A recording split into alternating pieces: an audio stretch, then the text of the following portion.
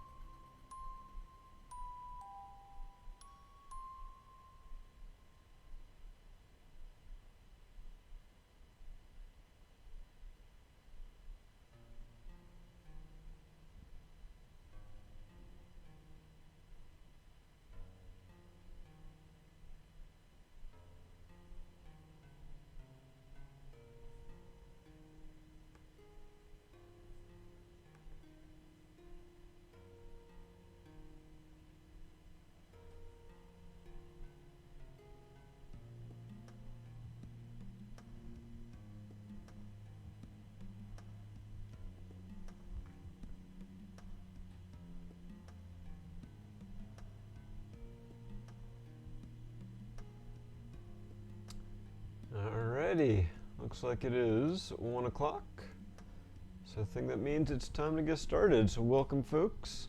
This is Black 6 here from BZPower, and we are here to build another wonderful Lego set today. So we've got 10271, the Fiat 500, released earlier this year.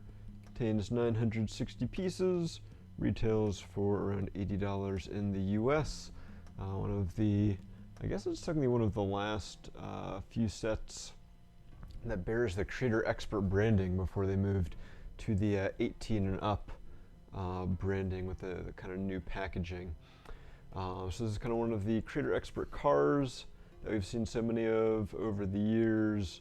The Mustang, the Ferrari, the Beetle, Mini, the London Bus, quite a few. And this is, I guess, one of the smallest ones. We'll see how that stacks up once we're done. But, you know, traditionally the Fiat 500 is a very small car, so you'd expect this to be a smaller finished build compared to some of the others. In addition to the car on the front, we can also see that it includes like a little easel where you can paint a picture of the car in front of the Colosseum of Rome, you know, an Italian, two Italian icons, I guess, the Colosseum and the Fiat. So it's a cute little addition there. Kind of, I guess, a lot of the Creator Expert vehicles do have their own like cute little stories to tell on them. Like I remember the Mini had like a little picnic basket and stuff like that. One thing that's interesting to note is that the car itself is not normal yellow. It is the lighter shade of yellow that I guess was introduced, or at least started to be used in larger quantities in the Friends sets. So it's kind of an interesting choice there, but I suppose at the very least, even if you're not a fan of the car, this would be a good parts pack to get more of that color. On the back, we can see that it's got like a little moonroof using some fabric pieces. Obviously not a power moonroof. Got the full interior. It's a left-hand drive. Looks like we got the shifter in there, a little glove box and some instruments. Of course, the engine is in the back, and the spare tire is in the front. And apparently, the easel does not actually fit in the Fiat because it's so small. So you actually have to retract the moonroof to get the easel and the painting in there. And also has this little suitcase on the back to hold your art supplies. So, enough of the box.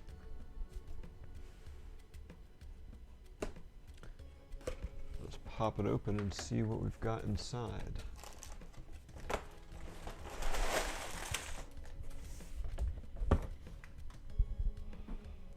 Alright, bunch of bags here. Got our instructions separately packaged. Kind of interesting form factor for these. We'll take a closer look at that, but the instruction manual seems smaller than I would traditionally expect. It looks like there are only 3 numbers here, which is also less than I would have expected. But it looks like, yeah, for numbers 1, 2, and 3, each one has a large, medium, and small bag. We also have the fabric piece for the moonroof, which looks like it is unique for this set. And so let's grab our knife again. It has been a little while since I built the last Treater Expert car, because I know we did the Ferrari, but that was an older one, so it was kind of out of order. But I feel like the Mustang definitely had more bags than this. I'd have to go back and double check our stream, but that's kind of an interesting choice to only have 3 numbers. First thing I see looking at the instruction manual is you don't actually see the set on the front. Instead, we've got like a landscape with the Fiat driving along a road in the foreground. It's kind of outlined to make it look like it's like a picture taken of a scene, even though it's likely just a cut out of the broader picture. Like I said, the sizing is interesting. It is nicely bound, like most Treater Expert sets are, but the instruction manual in general is smaller than most sets in this price range, I would expect. We've got the Fiat Nova 500 logo on the back, very nice and simple. We do have a sticker sheet with quite a few stickers on here. A lot of different details. Obviously, we've got the painting that we saw on the box. We've got some stickers for the luggage. We've got several license plates that we'll take a closer look at when we get there, and then just a few others that are some details for the car itself. Looks like we've got like the glove box, just some yellow stickers that will probably go on some trans clear pieces for the windscreen, for the pillars and stuff. But yeah, we'll take a closer look at those when we get there. So meanwhile, we can start opening up these parts and get building.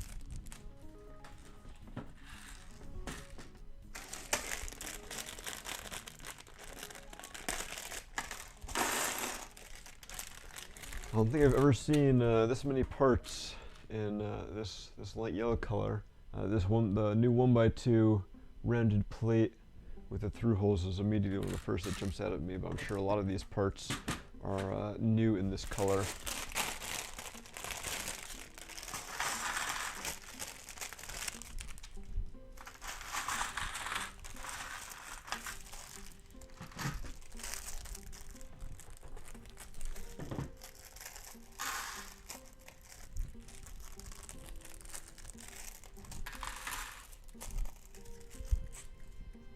There are all of our parts.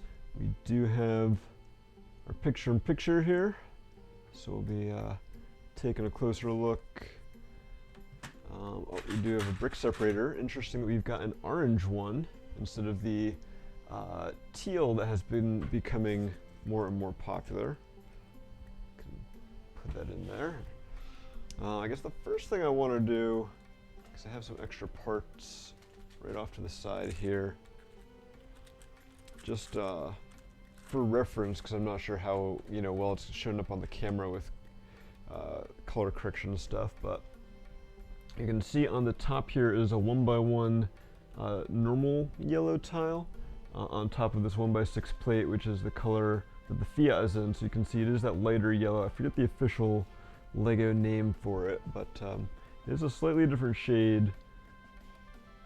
And again, really kind of, I think it'll overall be a nice get to get the newer color in a lot of different parts. All right, so in our instructions here, we've got a lot of heritage of the Fiat. You can see the evolution of the Fiat logo over the years and the evolution of the car. Some of the different styles that we've seen. So from the classic ones in the 30s through to the 70s that are kind of the iconic Italian car, And then some of the newer models that we have, which have even started making it over to the States. There actually is a yellow Fiat that one of my neighbors own, but that's, like, you know, obviously like a 2010s model, not the classic 60s. The sweet life driving around in a Fiat there. The challenge, so looks like this is a little interview with Pierre Normandin, the set's designer, talking about like some of the challenges to adapt the subject matter into a Lego set. So it's kind of neat to see there. And eventually we get to the building. So hopefully be somewhat, I guess, straightforward. This isn't not going to be like a lot of Technic, I don't imagine here. This is going to be, probably won't keep those pieces there because I'll be getting in the way of the camera.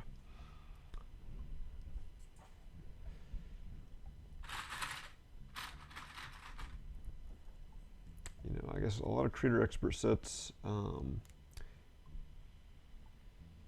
do tend to have some more Technic to them, but this one is a little on the small side, so you may kind of escape a lot of Technic in here. And I said I do see some bricks with Technic pinholes, the old style Technic beams.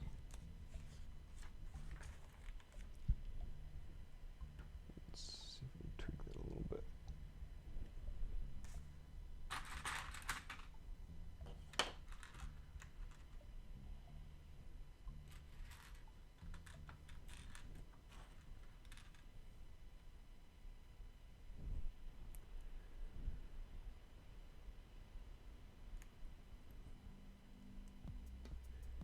So how's everyone been these past couple of weeks? We took last weekend off. I took a much needed vacation. It was, I think, the first time I had taken any time off from work other than like being sick since January, since I went to Brick Fair, Alabama before everything happened. So that was pretty nice. Spent most of the week at home, but then last weekend I did actually venture out of town for the first time in what felt like forever. Just kind of to get away for a little bit. Still obviously doing my best to practice social distancing, wearing a mask, being safe. Did some hiking, enjoyed the fresh air and a little bit of change of scenery. It was quite lovely. And I'm back, ready to build with Lego.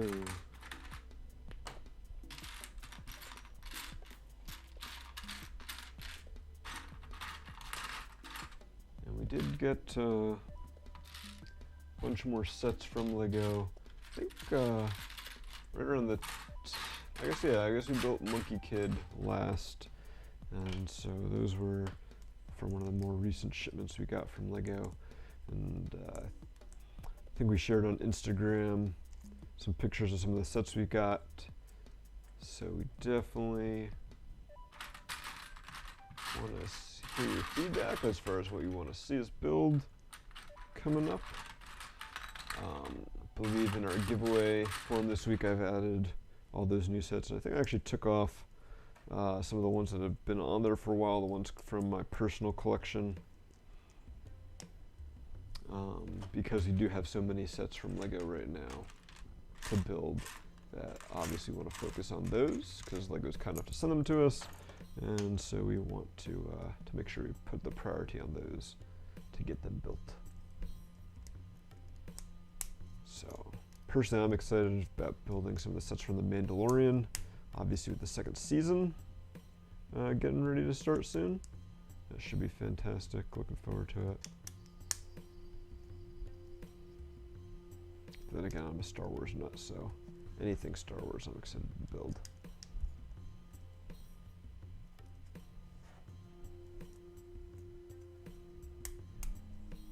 Alright. Alright, so we're getting our frame for the car. Kind of interesting shaping, we'll see.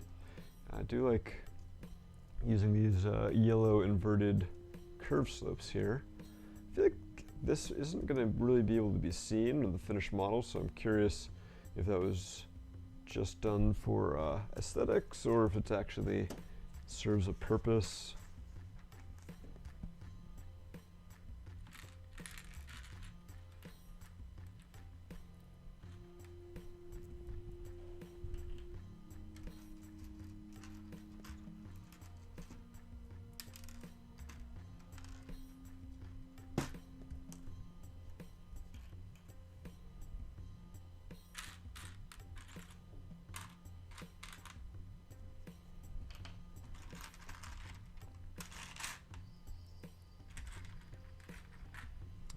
Looks like we're building the axles here, although the tires, I'm assuming, probably won't go on until the very end. Those are usually one of the last things in these Creator Expert cars.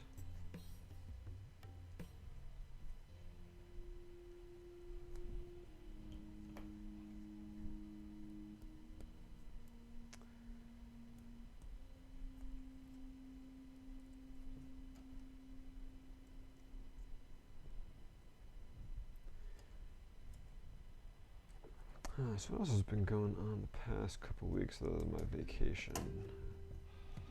I finally got some TV shows coming back on. Curious to see if there's anything good that you guys have started watching with the fall. What have I been checking out? The final season of Supernatural started up again.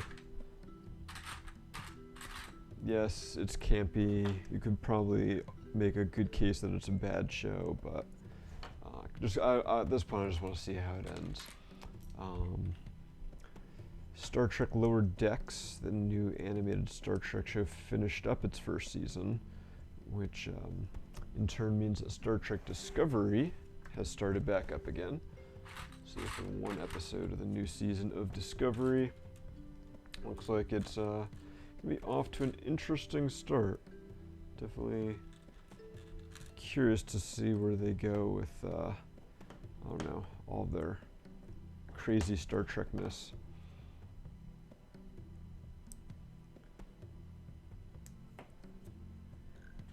And what else have we got? New on Disney Plus is The Right Stuff, based on the Tom Wolfe novel from years and years ago that was adapted into a movie, I want to say the 80s, 70s or 80s, and now they're readapting it again into a TV show from National Geographic, chronicling the early adventures in space in the US.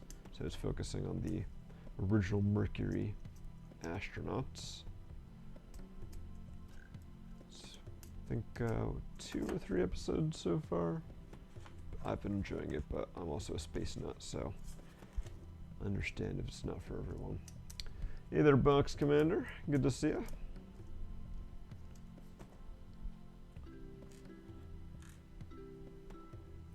And I guess last for the superhero fans, Hellstrom has finally come out. I guess all of those episodes dropped at once on Hulu. Watched the first episode so far. Definitely a good spooky show for this time of year, I think. Glad that it finally came out. Sad that it's the last Marvel television show we're getting, since the Marvel television, I guess, production company is no more.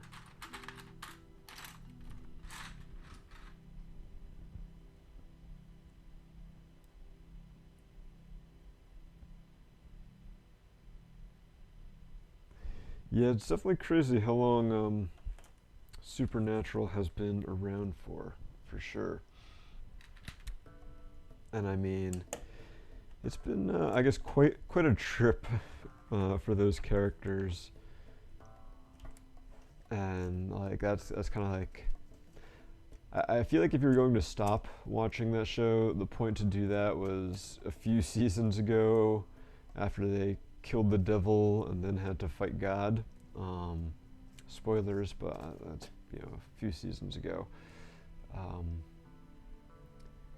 And so at this point, if you're still watching, you know, you're in it for its fun and campiness.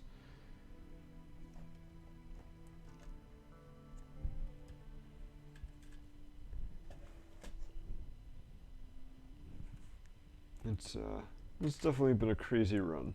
I don't think there are definitely a bunch of episodes from early on that I've never seen, and that maybe someday I'll go back and rewatch the show once it's done and see those original episodes. Because like my dad started watching it while I was in college, and so every now and then when I would come home from college, he would watch it and I would watch it with him. And eventually just kind of got hooked and started watching it. And it was like, I don't know, maybe season 4 or 5 or something that I started watching regularly.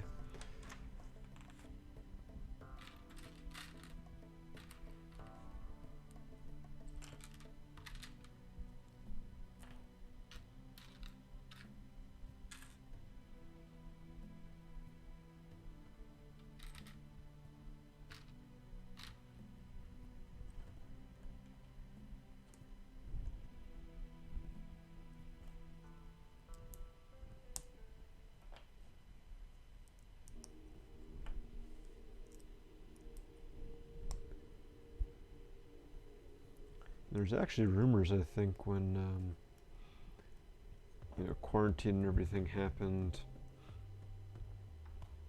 Yeah, I just want to make sure I'm doing this right. Yep. Okay. You know, obviously that put the production of a lot of shows on hold, including Supernatural. And there are rumors that they're going to keep it going, like, and extend it a little bit because of the quarantine, but I don't think that actually happened. So what we get is what we get.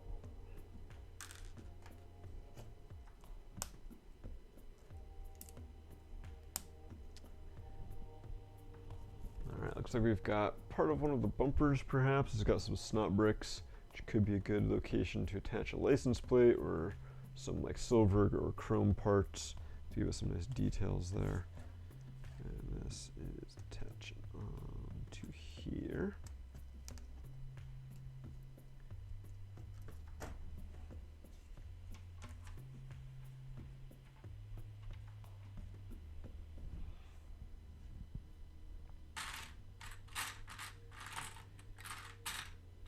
Yeah, I mean, any show that's lasted 15 seasons, if you did not start watching in the beginning, is going to be a little daunting to jump into,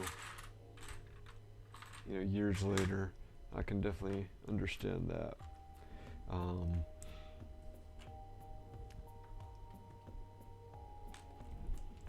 Not sure if when you say like a huge show, if you just mean huge as in, you know, it's been on for a long time, or huge as in like it's like big and like meaty, I guess would be a word to use. Like, but like it's definitely designed to be consumed in bite-sized pieces. Well, there do tend to be overarching storylines and stuff. You don't have to, like, it's not like you know, The Sopranos or Game of Thrones, where it has to be like consumed in a serial manner and where it's like just one big story. They definitely kind of take episodes off and stuff like that, so I think it's more manageable than some of those other shows. You know, it is definitely no Breaking Bad, we'll put it that way. And not that that's a bad thing, because I think we, as much, you know, as good as shows like Breaking Bad are, we also do need shows that aren't Breaking Bad. Variety is the spice of life.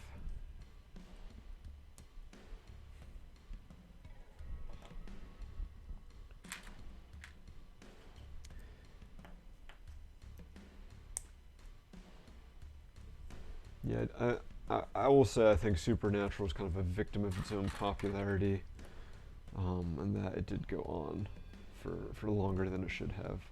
It jumped the shark a while ago, and you know, those of us who are into it want to see how it ends. Everyone else can be like, hey, man, well, how is this thing still on the air?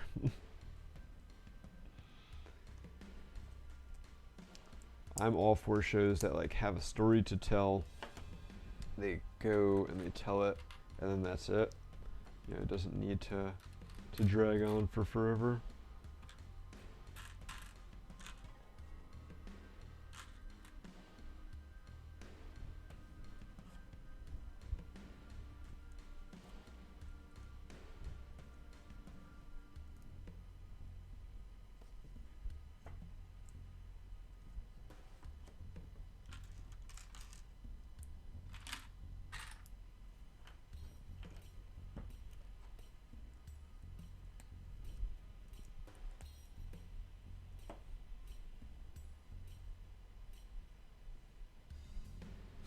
Seven seasons too long, yeah, that's probably pretty accurate.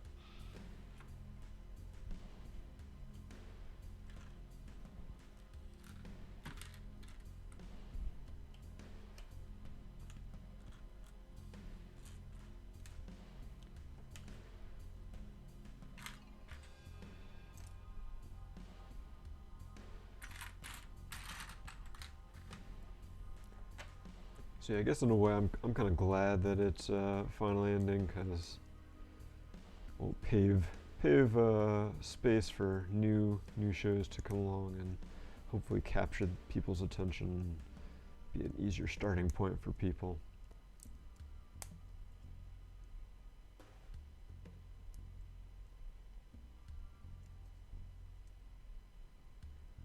It's one of those shows that has gone on so long that it like makes fun of itself now.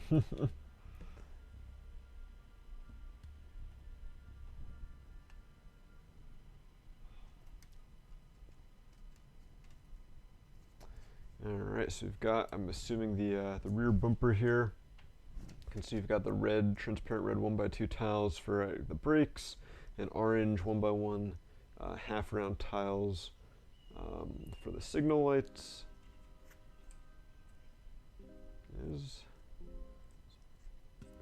Feels like it's like angled a little bit there. Hopefully that'll fix itself out as we keep building.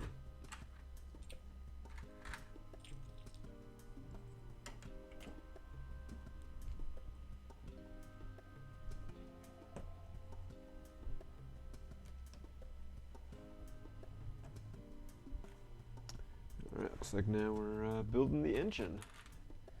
Getting that out of the way early.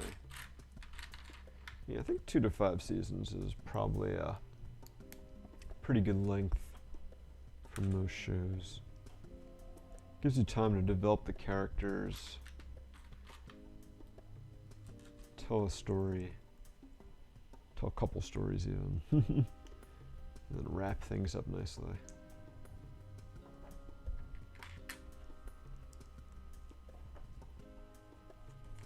It's, you know, there's been a lot of popular shows that have had these kind of problems, like How I Met Your Mother and stuff like that. It's like victims of their own success.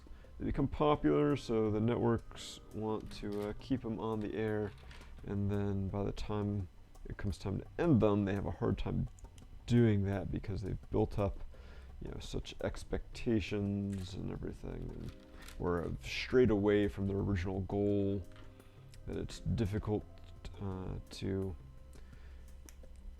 end things cleanly, I guess.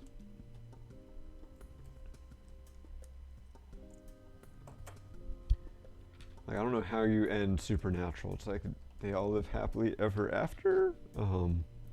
After they, you know, kill every supernatural thing, including like the devil, God, death, who knows what else.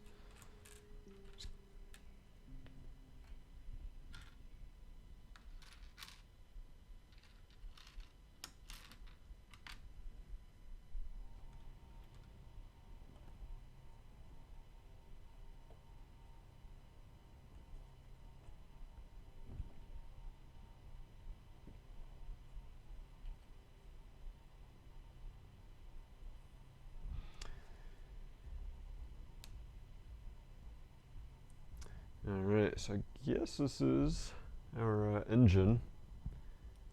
Very odd, has a black minifigure head on there, no printing or anything. Well, it looks like we're going to add some more details to it after we get it installed, so we're not quite done yet.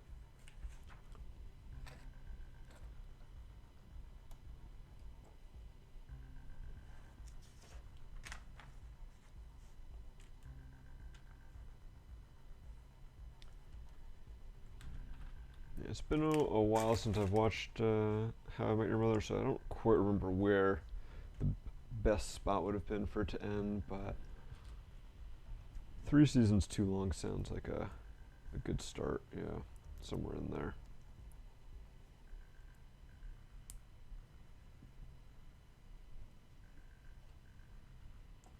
And obviously there's a lot of fans who got upset by the way it ended. And it's like there was probably a point where they could have done that and people would have liked it, but they kind of dragged it out too long and did too much, too many switcheroos and misdirects and stuff like that.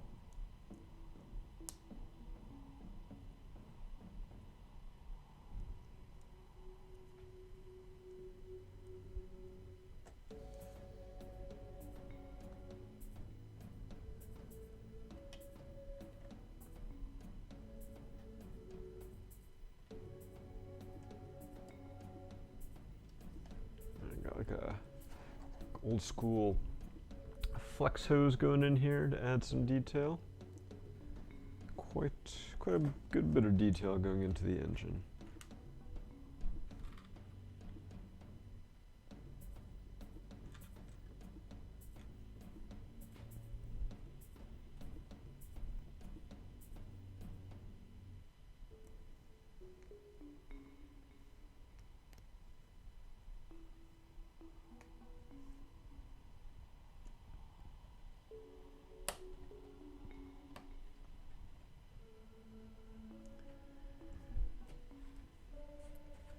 Yeah, another show that lasted a bit too long, thanks to its success, I think, was The Office, the US version, obviously. Yeah, it should have ended when Steve Carell left the show. Like, there were definitely good moments after he left, but they were few and far between.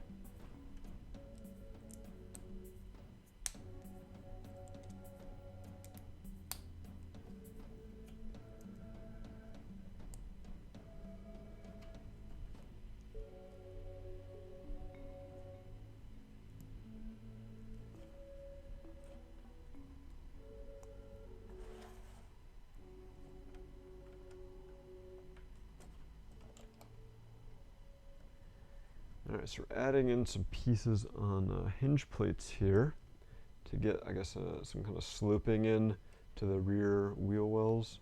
Not quite sure what angle those are going to be at in the end, like what we're going to lock them in at, but right now they've got a little bit of movement, so we'll have to see how those get attached more permanently.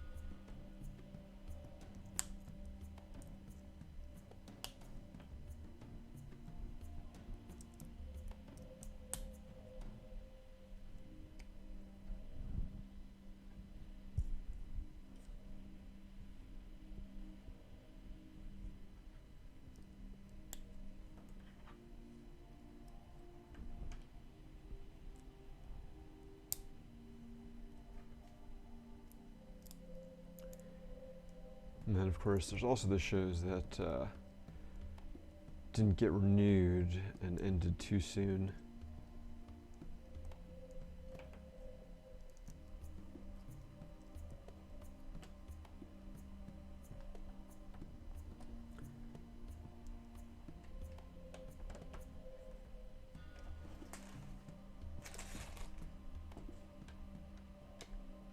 And one of my all-time favorites that fell into that camp was Farscape, which was a show on the Sci-Fi Channel. Back when the Sci-Fi Channel actually had sci-fi. Couldn't tell you the last time I really watched the Sci-Fi Channel to know what they have these days. But I know for a while it really stopped being sci-fi.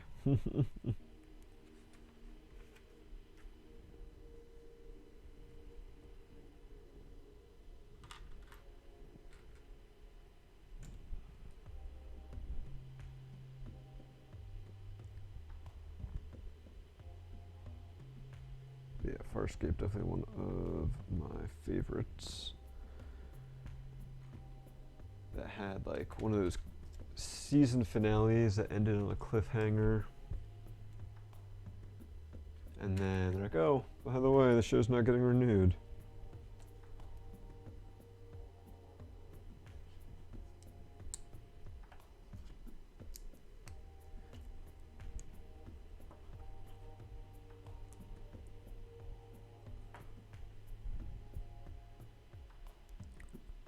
Right, Box Commander, fantastic show.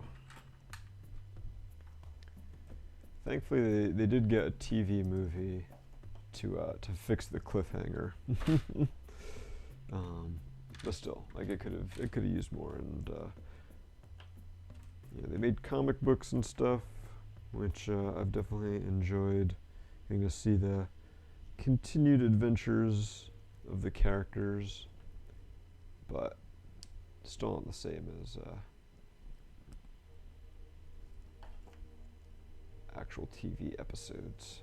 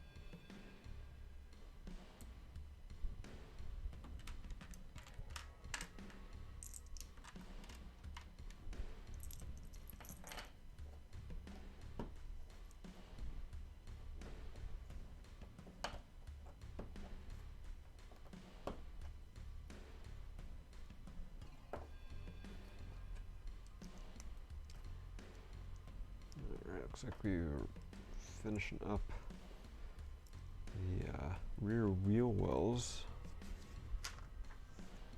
So they've got some nice curves to them here with these 1x2 curve bricks.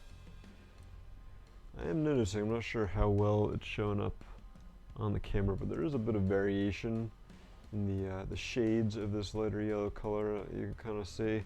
I've seen a lot of people complain about it.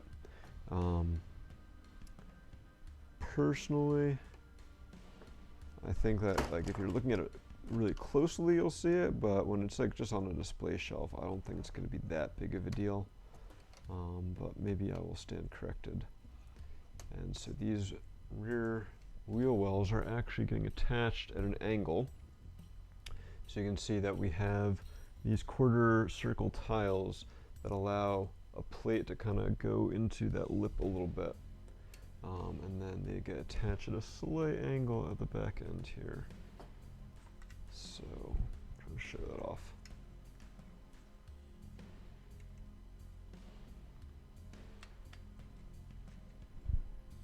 So you can see how that is going to slide in there. And then on the back here, just attaches via one stud. There we go. So just, yeah, just a little bit of a slight angle, but definitely helps capture the shape.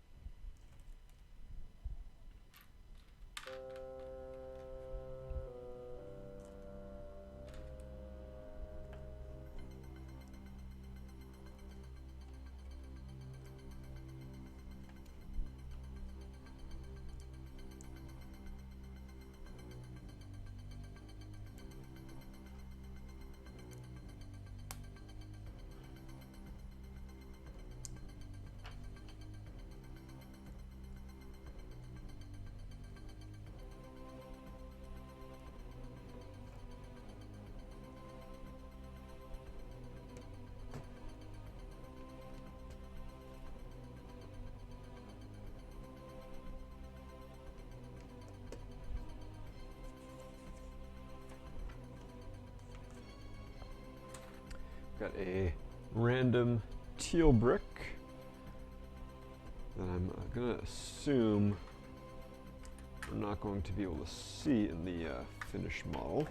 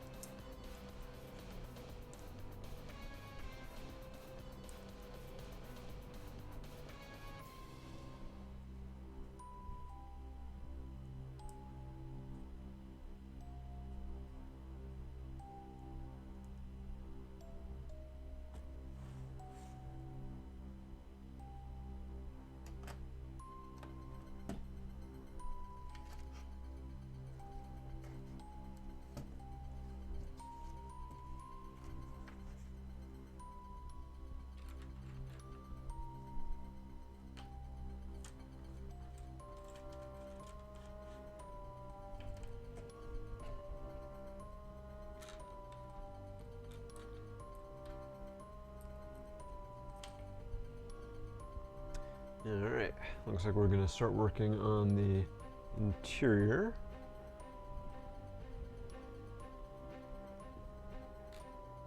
Get ready for the seats. Obviously don't have the parts here to put the seats in this bag. That'll probably be in the next bag. But we're at least going to lay some of the groundwork here.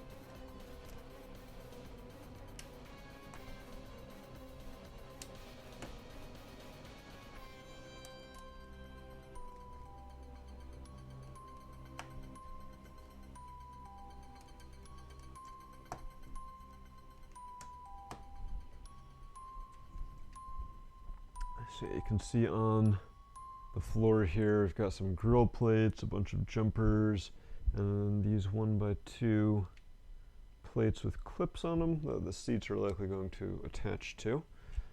They'll have to wait and see a little bit on that one.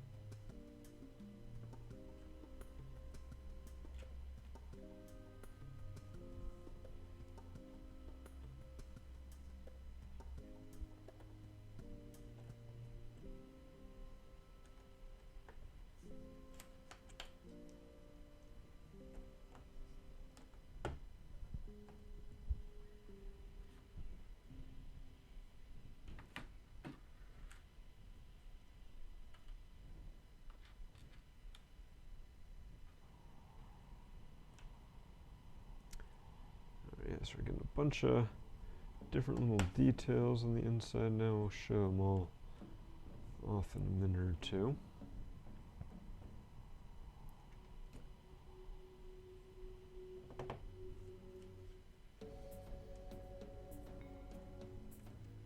Oh, there's a lot of black and gray, so it might be a little hard to show that off. We're actually just about done with the first bag. So we went ahead, put up our giveaway link again. So make sure you head on over there and enter. We'll be picking our first winner in just a couple of minutes.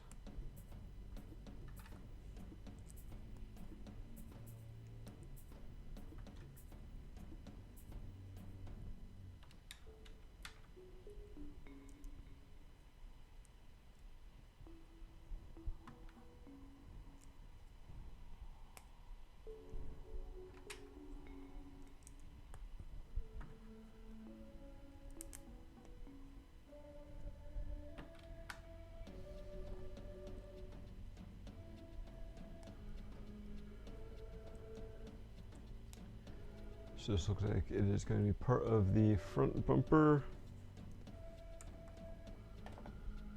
So pop that on there. Alright, that is it for bag one.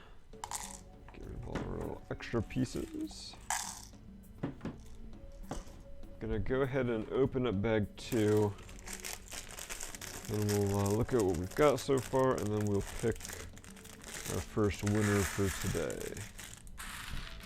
That's more a beautiful light yellow. Hey there, LaRocca. Good to see you.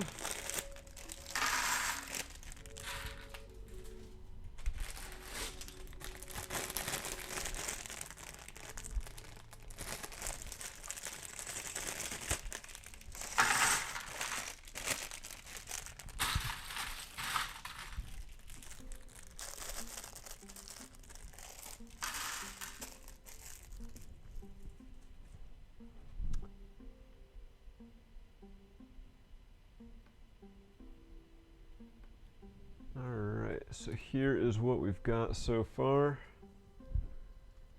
Can tell it's looking like a car.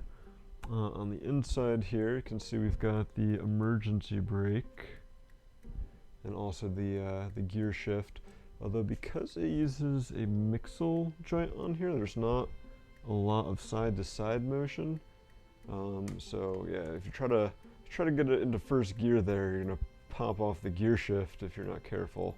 So very low throw shifter. And there's also some cheese slopes here that I assume are meant to be the gas, brake, and clutch. So nice little details there. I'm not sure what these antenna are supposed to be that they've got coming out there, but we'll see. We've got our engine in the back. Lots of cool little details there.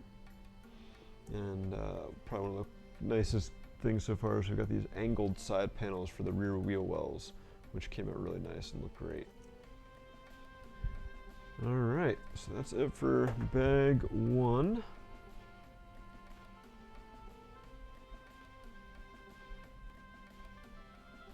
Let's go ahead and pick our first winner for today.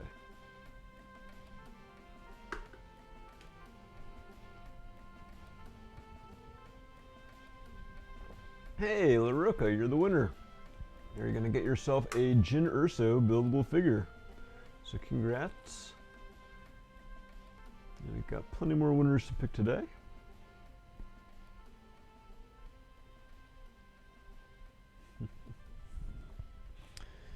Well, I'm glad you're enjoying that hidden side fire truck, LaRocca. That definitely looked like it was a pretty cool set. I don't think I've picked up any of the hidden side sets, although a lot of them have looked pretty great. They just haven't been appealing enough for me personally.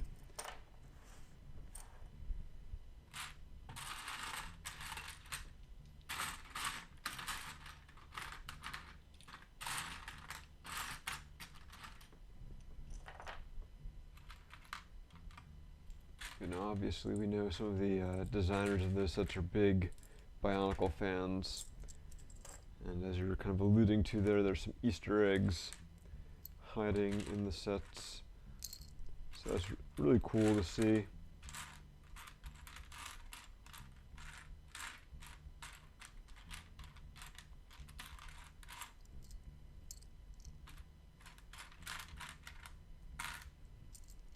Yeah, just glad people are enjoying those sets. I think this might be the last year for the theme. So if you do like it, make sure you buy the sets now.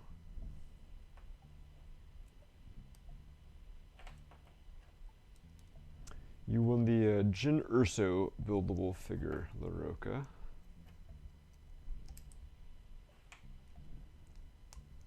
And yeah, the Caterham, that's a good set in this kind of same scale. I think, looking back now, that it set like this precedence on LEGO ideas that, hey, if LEGO has like a theme, you can submit a LEGO idea that is like in that theme, and it has a chance of getting picked, because you know that Caterham is very much in the same scale as a lot of these LEGO Creator Expert cars. And like since then, we've seen a lot more cars come and go through LEGO ideas. I don't think any others have been accepted to be turned into actual sets, including some projects, at least one project based on the Fiat 500. And you know, conspiracy theory, blah blah blah blah blah. But I think it's pretty likely that the Fiat 500 was in development prior to, or for a while. You know, so this definitely seems like the kind of car that LEGO would have already been kind of planning on incorporating into the theme, so it kind of makes sense why that didn't happen. But you know, having the Caterham get through then makes other people think that, hey, maybe their idea will get through, which has not been the case. We've also seen that with a lot of ideas based on modular buildings like that scale, that size. I don't think really any of those have made it through, except the old fishing store, which is kind of in that genre, but not quite.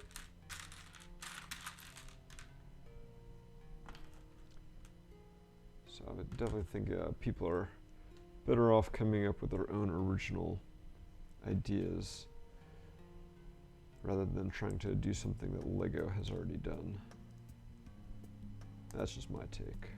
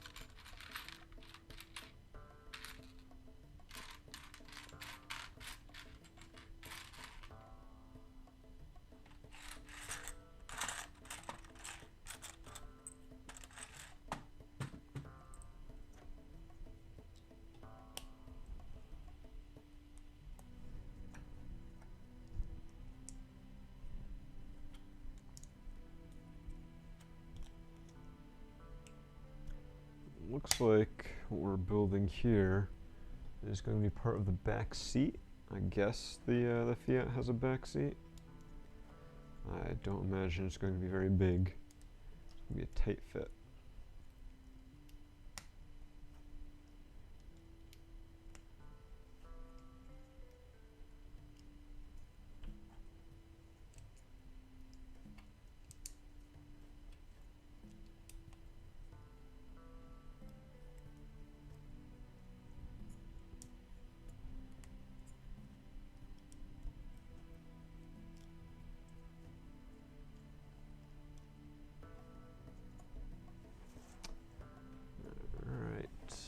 This pops into here.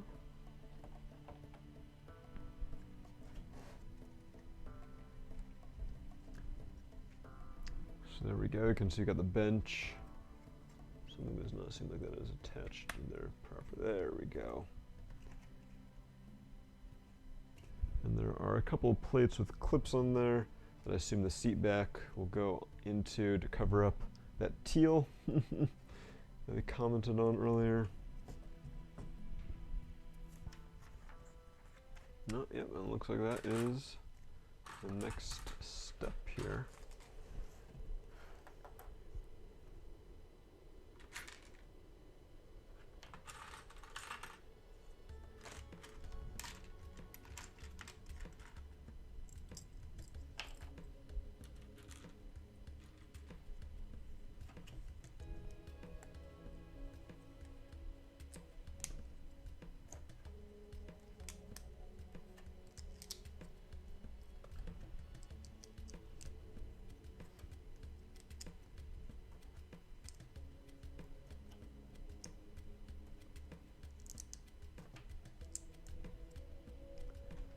Like this dark red and white contrast that we're getting in the back seat here. And that fills that out nicely. And once that's in there, because of the clip and bar, it does move a little bit, but it's not like it folds forward or anything. So you're fine with having it leaned back as far as possible. All right, now it looks like it's time to make the front driver and passenger seats.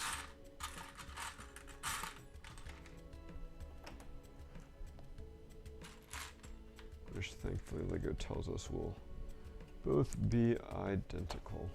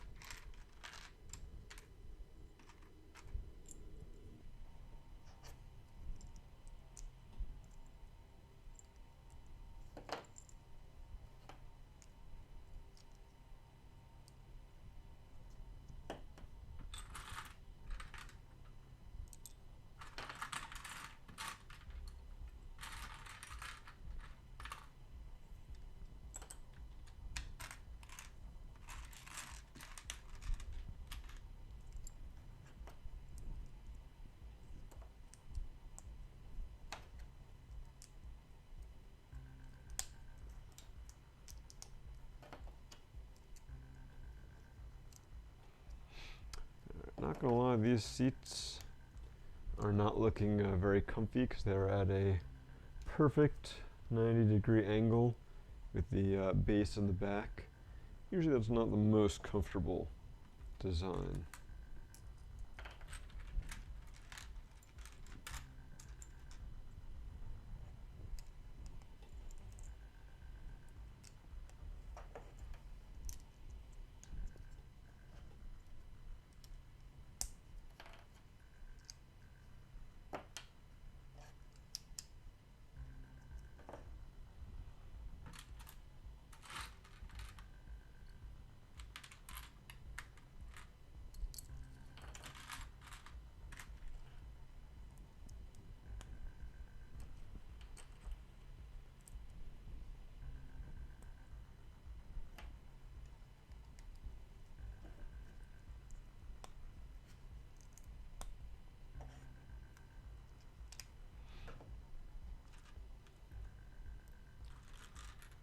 So here is kind of an interesting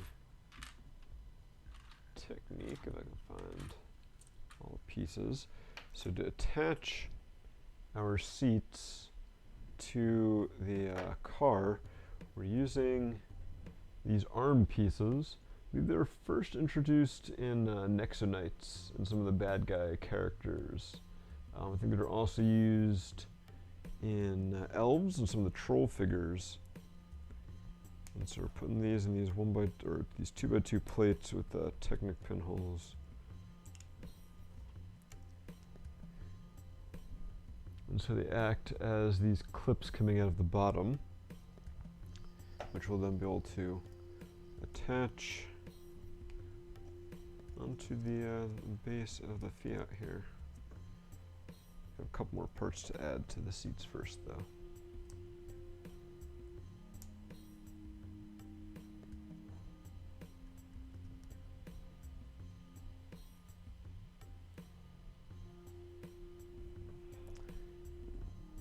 Apparently, they're very picky about the alignment of how these seats go in, so I'll have to be careful when we install them in a second here.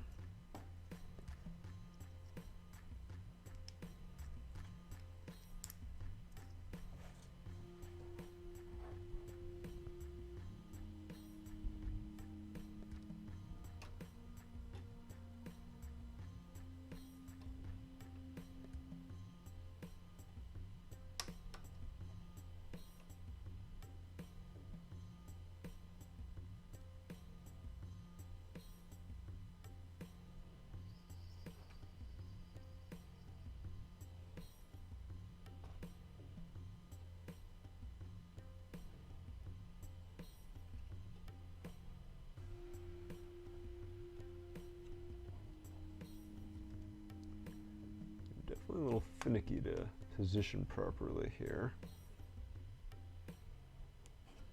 I don't think that these instructions are doing a very good job of really showing how to position them.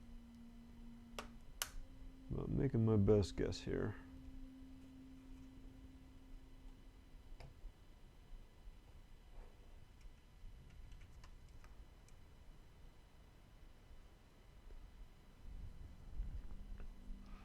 Alright, so there we go. And because they're on these little, I guess, troll arms, we'll call them, they can, at least that one can flip forward. This one, I guess, is too far towards the center. There we go. Now they can both flip over so you get into the back seat.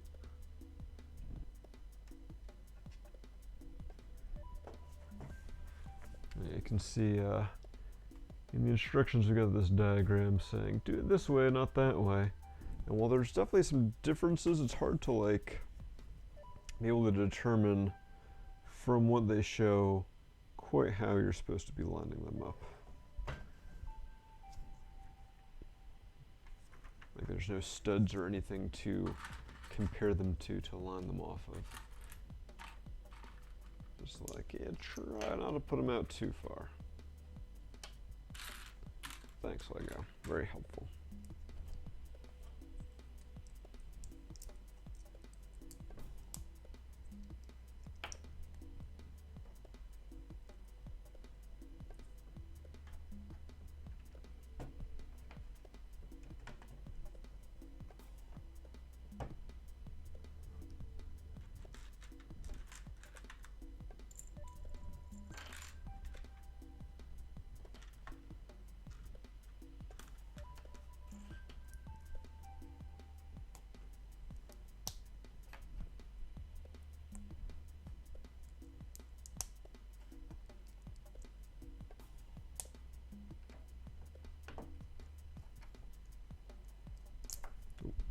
Uh-oh.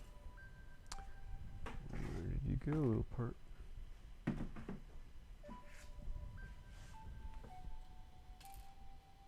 Gotcha.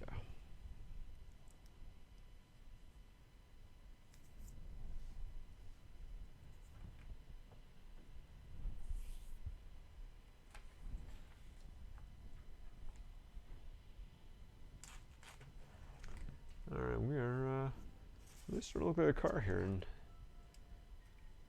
interestingly, I think because of these inverted slopes we put on way back when, you can see it does kind of spin a bit. Like it kind of bounces on those points. Allows it to spin around a bit. Obviously, once we put the tires on, that'll all go out the window. It'll bounce on those instead, but kind of interesting in the meanwhile.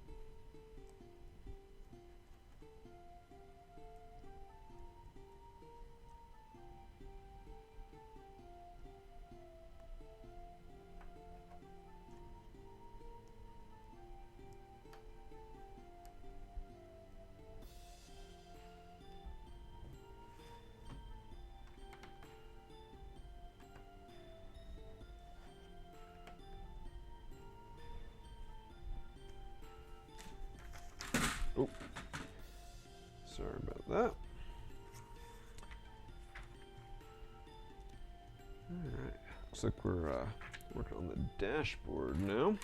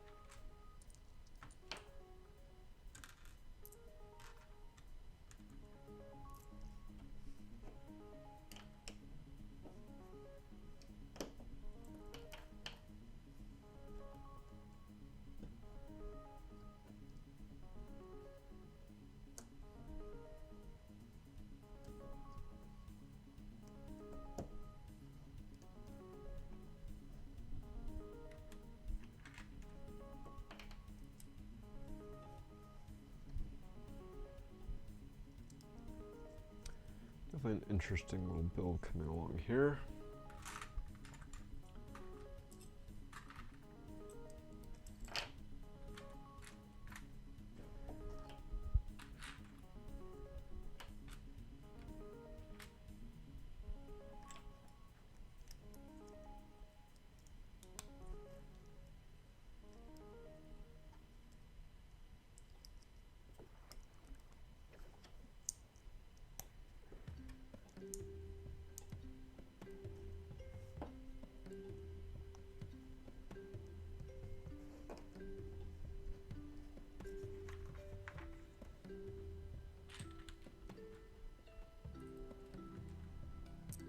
Well, it looks like we're about to get our first sticker of the build. If I can find, there we go, an inverted slope.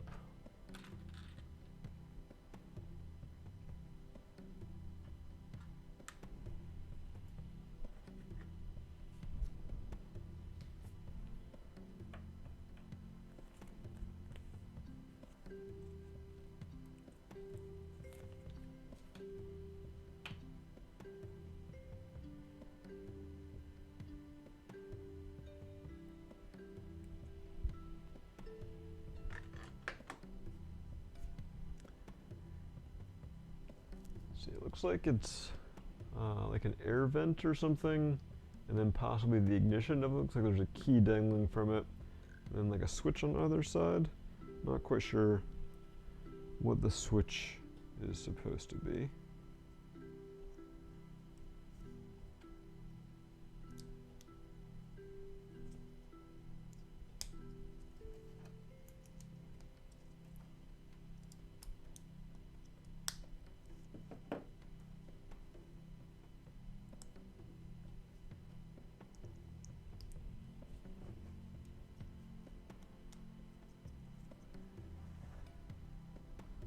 Alright. There we go. I think this bar, this 1x1 plate with the bar here, is going to be where the steering wheel attaches to. I believe this might be like the gas tank, and that's supposed to be the gas cap. And then it is going in here.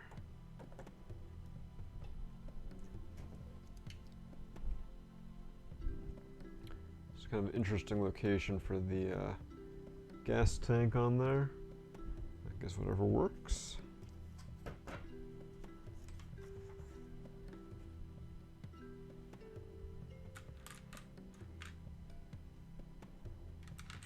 Alright, speaking of the steering wheel, it is time to assemble it. Looks like in addition to the steering wheel, you also get some, like, at least the speedometer is going to be a part of that.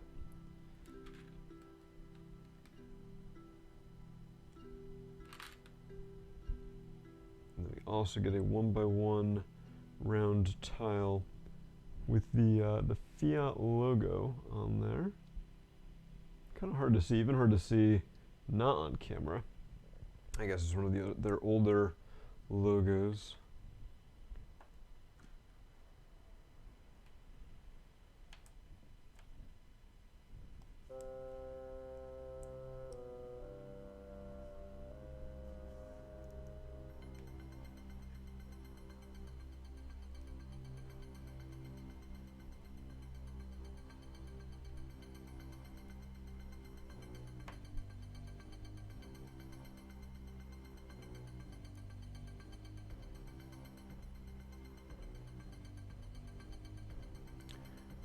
So here is the steering wheel assembly. You can see there we got that little speedometer dial.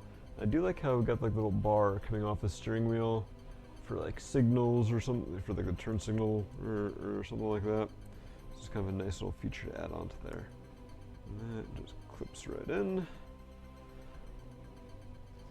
Alright, now looks like we're making the doors. Alright, we are making both of them. So we're going to go ahead and try to do both of those at once. I assume they're going to be pretty much the same, right? Skipping ahead. Same. Famous last words.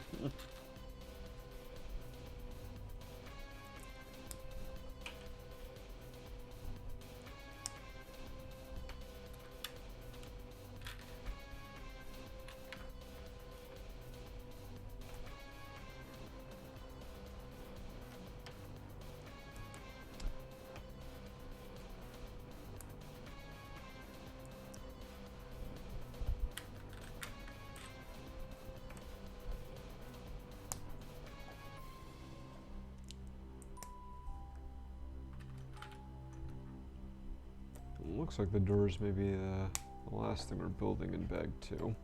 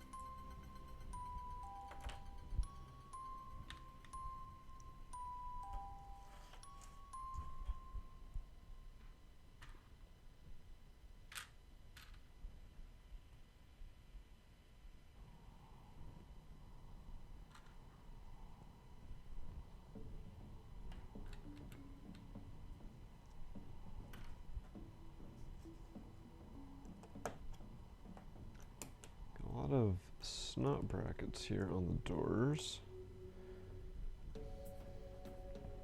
Looks like that's probably going to be so you can add some interior details.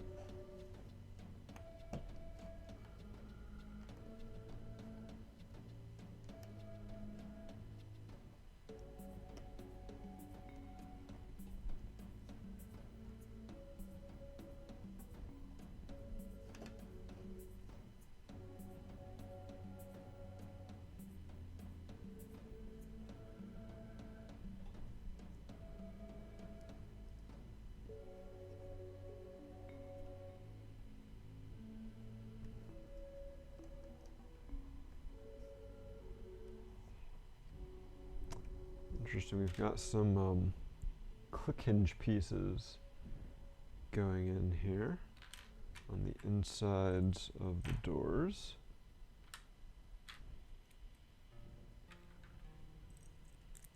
It looks like we've got some pieces that are going to attach into them even.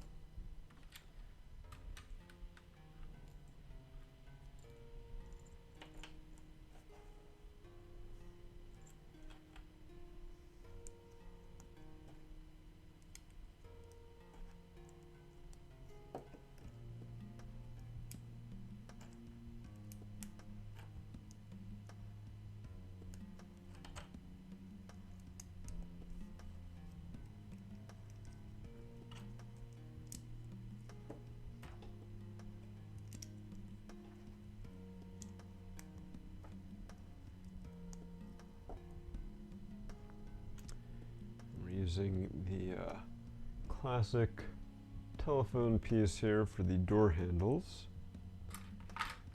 Some dark red tiles, kind of finish off the interior look.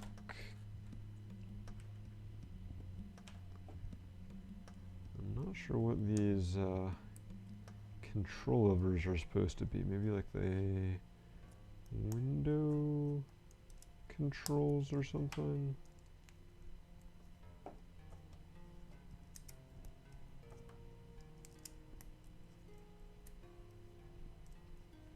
You know, back on cars back in the day when you had like a crank that you had to use to raise and lower the window.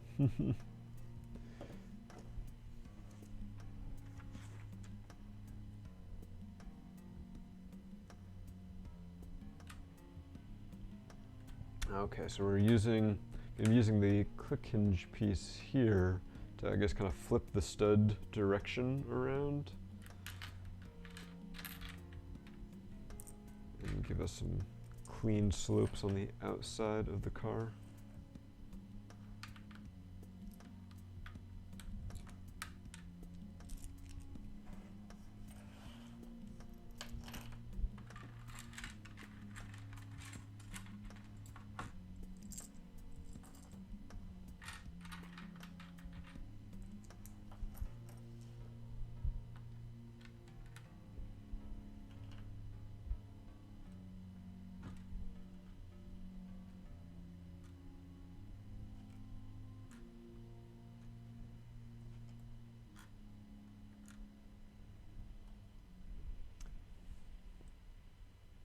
Looks like once we finish off these doors, we're going to be just about done with bag 2. So I've gone ahead and put back up the giveaway link. So if you have not yet entered, you should go ahead and do that now. If you have already entered, then you're still all set. You don't need to do anything.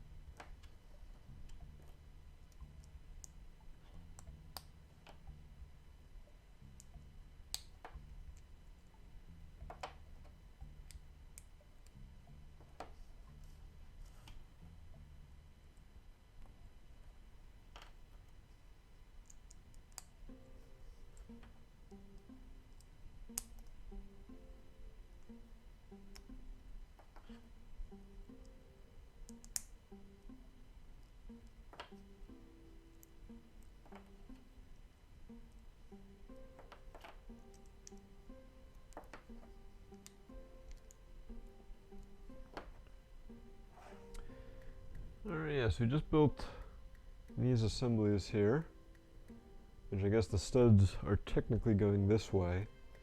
Got some curved slopes, we've got inverted tiles here, and then we've got our door piece. For the most part, the studs are going up.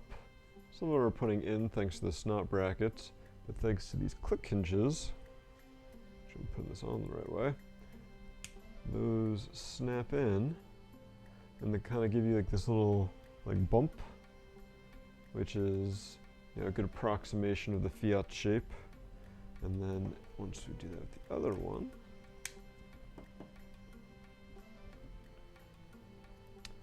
we can then attach the doors on to the frame here. And we've got a little ice gate here to act as the handle. And ta-da, opens up. Doesn't look like we have anything fancy like on some of the other Creator Expert cars like the Mustang, where there's a system in place the doors can only open so far. These can kind of open as far as you want. I'm sure eventually the front of the car will keep them from opening all this way forward. Yeah, so it's starting to look like a little car here.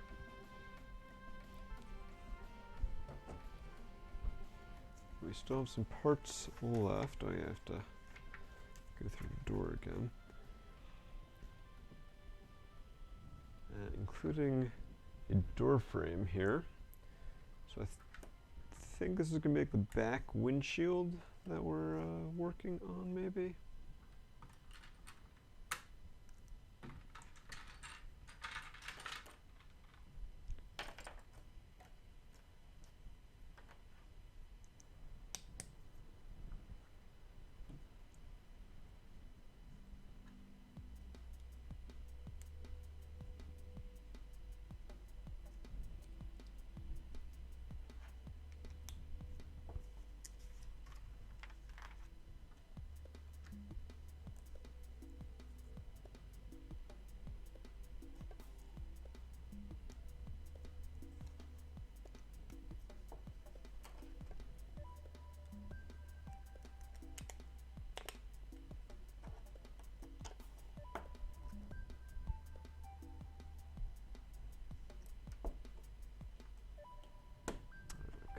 Sticker to go in or on. This is just like a little detail, some striping. There's supposed to be like vents or something on the back windshield here, or underneath the back windshield.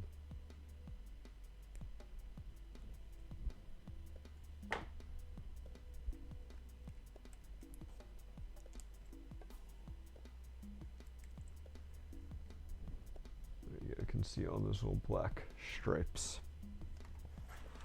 And then this assembly we've got has some clips on it, and those go into these 1x2 plates with bars.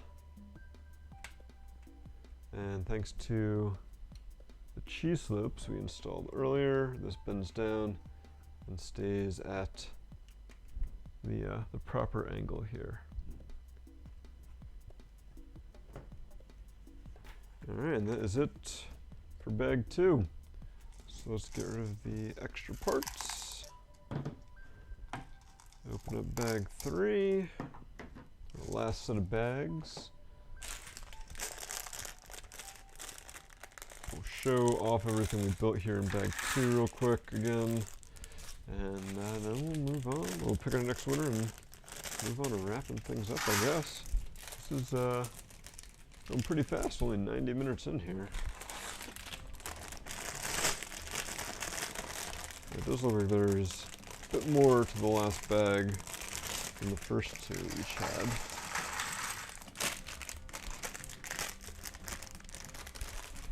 I do feel like there's more than 2 bags left to go on this car.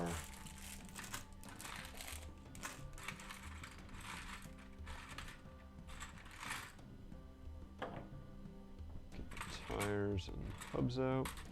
Actually have 5 tires here because there is going to be a spare.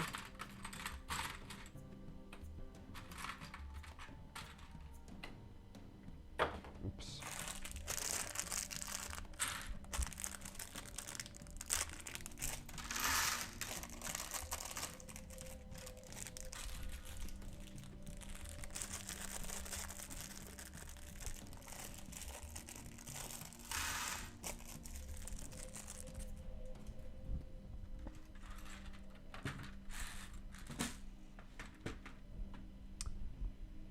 Okay. Alright, so I was going to show this off first before we pick the winner. Alright, so here we go. Let's get rid of that picture-in-picture here. So yeah, we've got, we built the doors this time around, rather than bag 2. Got, I guess I assume what's the gas tank. We've got our interior with our back seat and our front seats, which can fold up.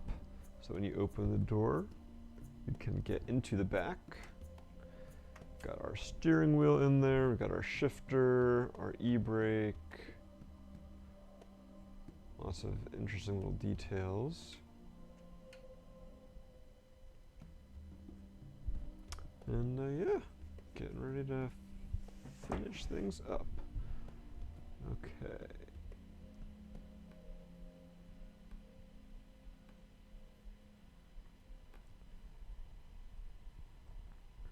Whoops, I realized I never actually got rid of the picture-in-picture. I just thought I did. Okay, so who is our next winner for today going to be?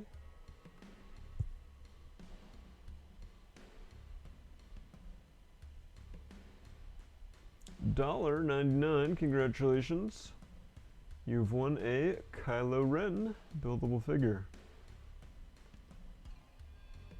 You know the drill, we'll be sending you an email to get you your prize. Alright.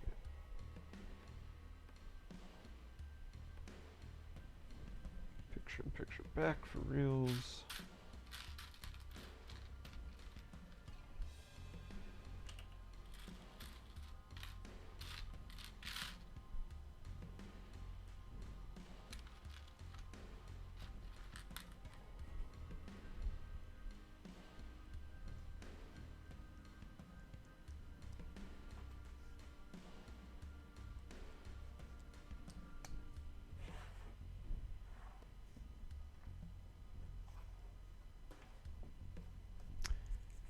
I feel like there's still a lot to do on the front here to get all those on the proper shaping and stuff.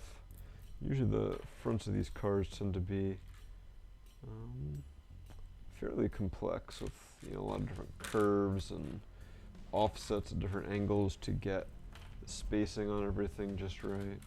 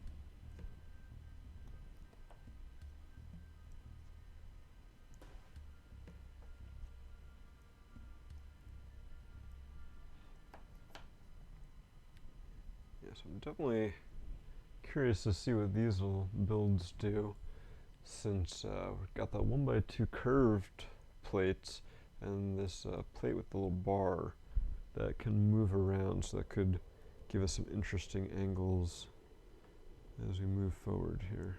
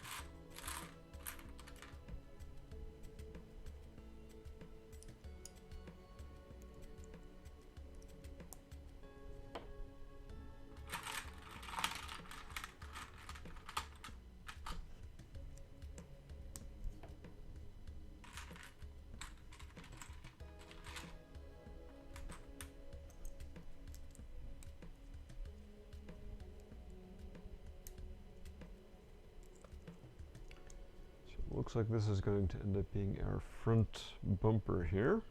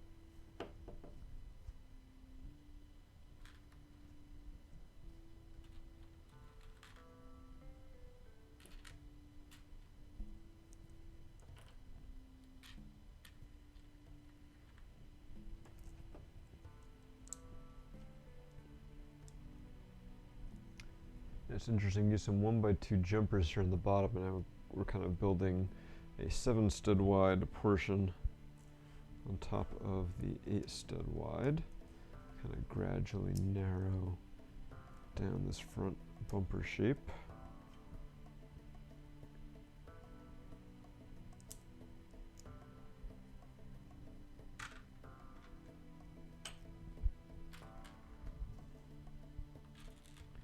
Got some unicorn horns.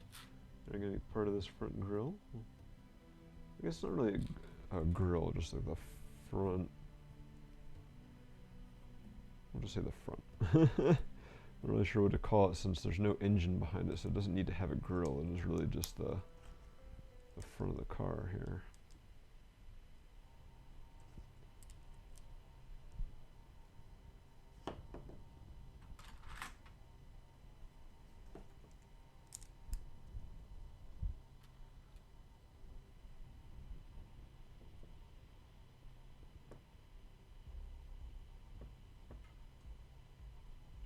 See, I've got another one of those printed round tiles with the Fiat logo. I'm trying to make sure I do a decent job of getting that on there straight. Alright, and here we go. There's going to be the front of the car, which then attaches. We've got 1, 2, 3, and 4 studs there. That'll line up hopefully nicely. That pops right on.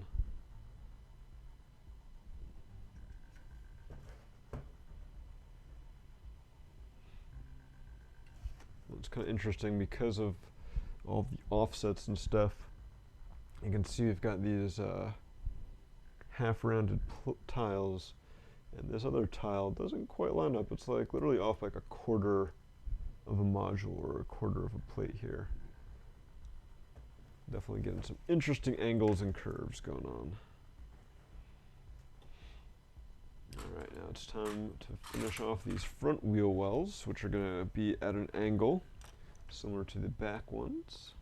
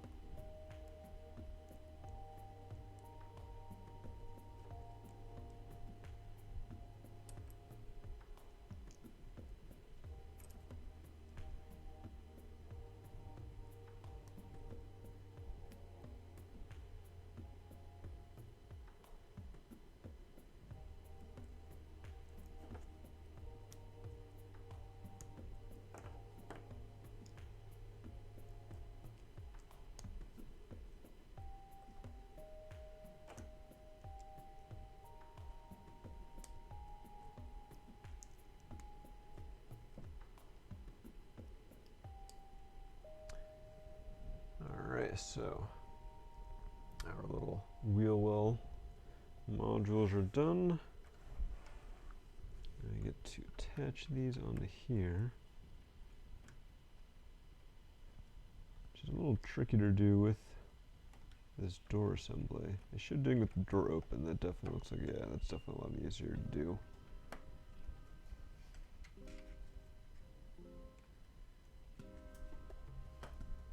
And so you can see on this side that we have this little panel piece, these little like corner panel piece, and I just put that back the wrong way. Yeah, that would make things tricky. And so the hinge piece actually is going to go into that. Again, easier with the door is open.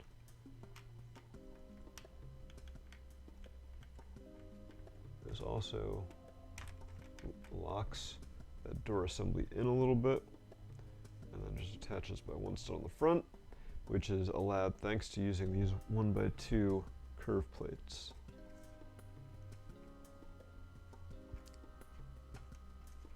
And so that makes the whole assembly a lot more solid. Really starting to look more like a car now. The doors can still swing all the way open. Don't think they're quite intended to do that, but now from like the top view here, well, because we built this up a little, it's harder to tell, but we've got like the nice kind of sloping in the back, and now the sloping in the front.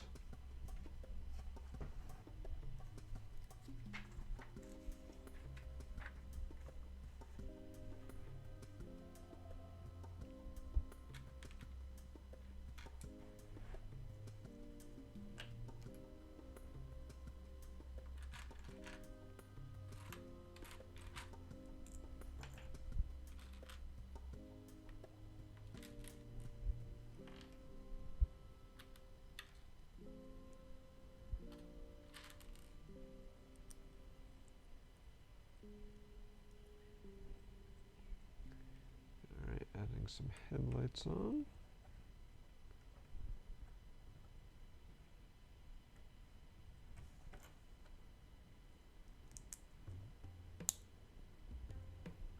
Looks like our next major assembly area is going to be the hood.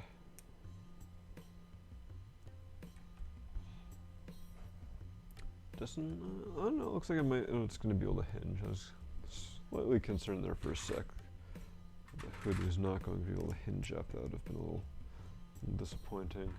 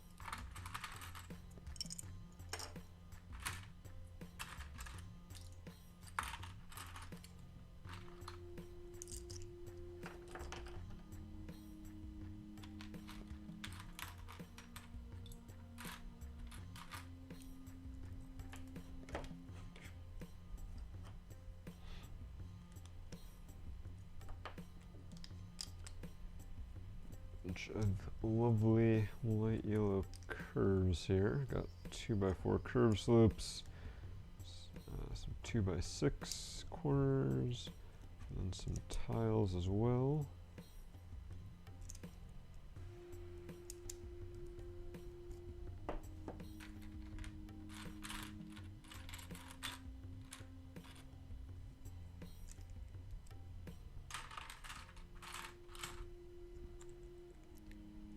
Wedge plates to tie all together.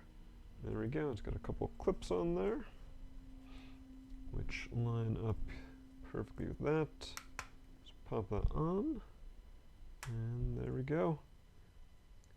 got the front trunk. It's interesting that on the sides here, we've got this, this little gap between both the trunk and the doors here that gives them enough space so that they're able to actually open.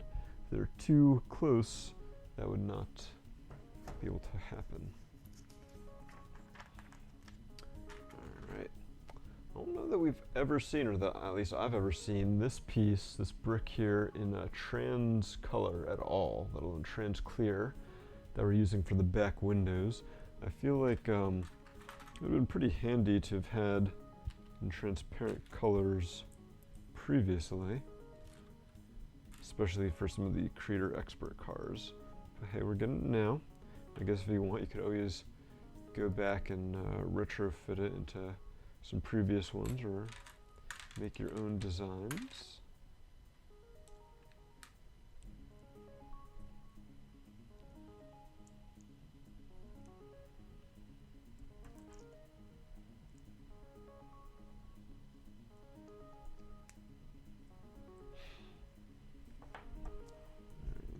These get on back here.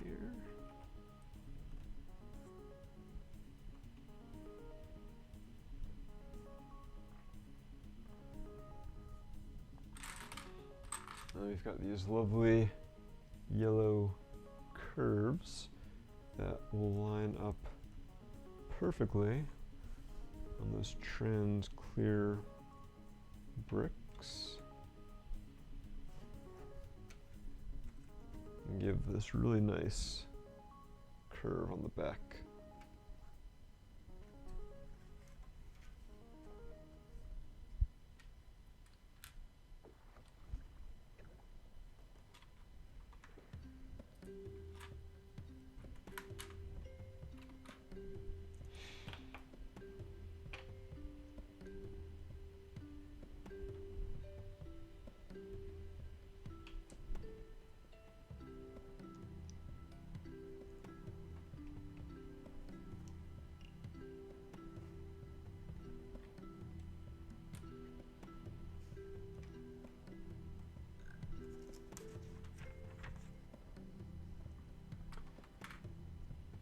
Now it's time for the front windscreen, which is going to have some potentially annoying stickers on it. I guess we'll see how that goes.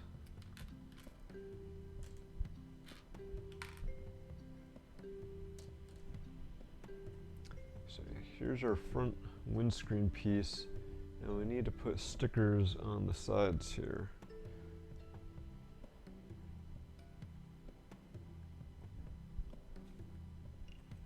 We actually still have pretty much most of our stickers that we haven't even used yet, and we're on the final set of bags. It's a little odd.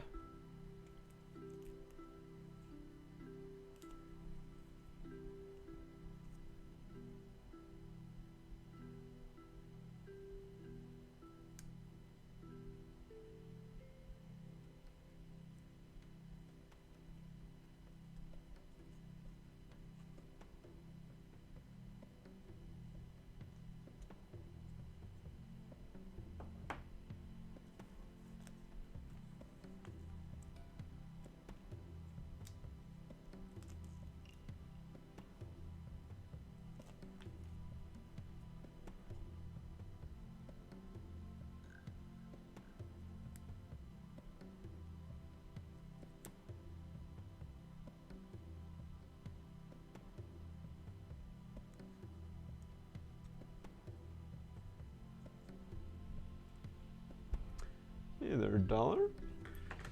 Build is coming along quite nicely here. Just applying some stickers. And now finishing up our windshield.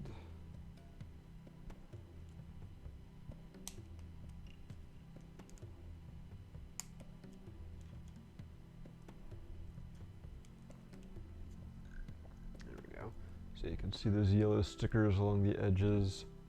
A little bit of a pain, but not the worst sticker we've had to apply. That goes into some hinge bricks that we put in before. line everything up maybe. There we go. And that kind of leans back.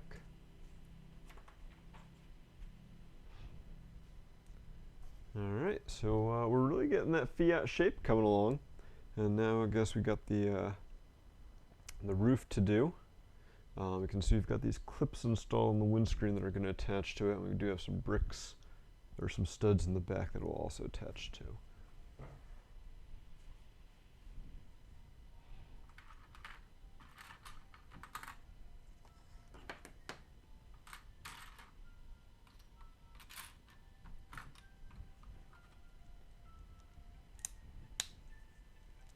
And this will also have our little cloth moonroof on it as well.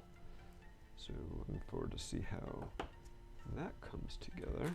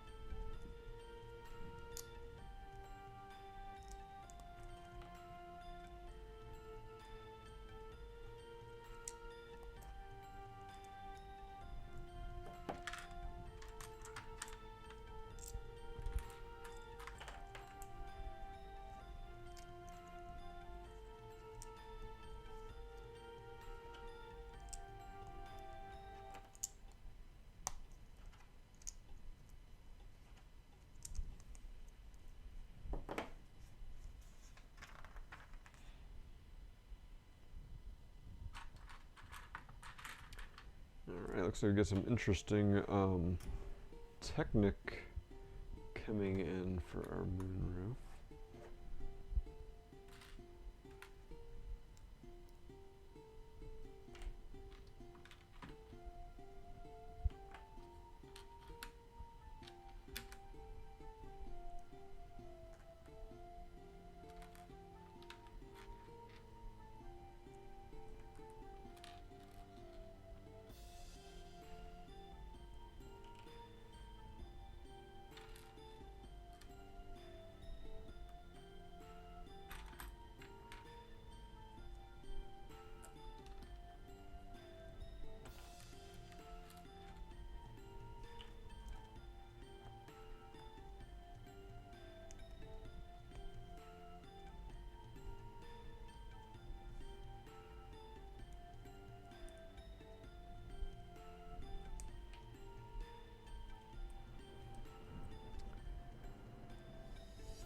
This is a light yellow set. We did compare it to the normal yellow color at the beginning of the stream, so maybe when we're done, we'll do another comparison so you can kind of see how this looks compared to normal Lego yellow, because it is the lighter shade that I think we see more in like Friends than in most other themes.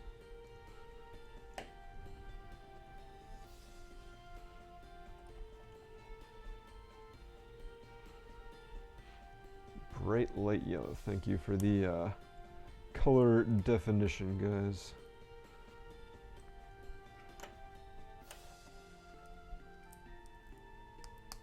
Lego's naming conventions, yeah, I can never keep all of them straight.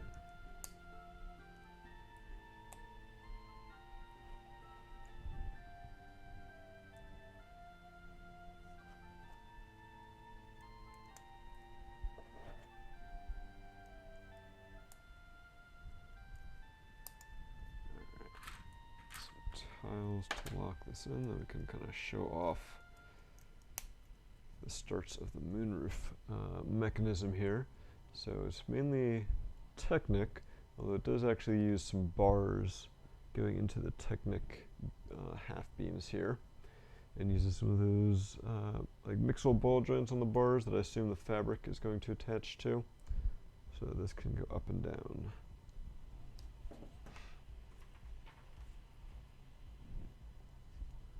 Speaking of the fabric,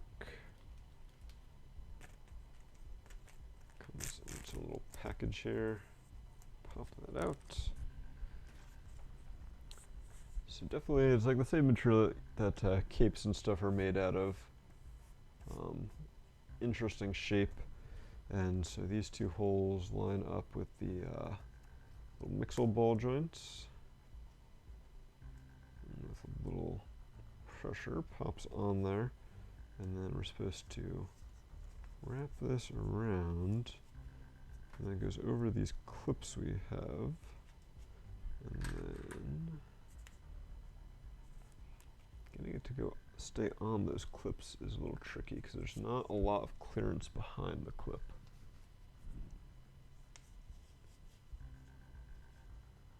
So yeah, I think it helps if you kind of insert it in a little bit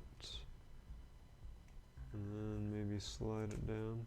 No, let's try to do one at a time. Although I'm not sure how well that'll work with clipping this bar onto it.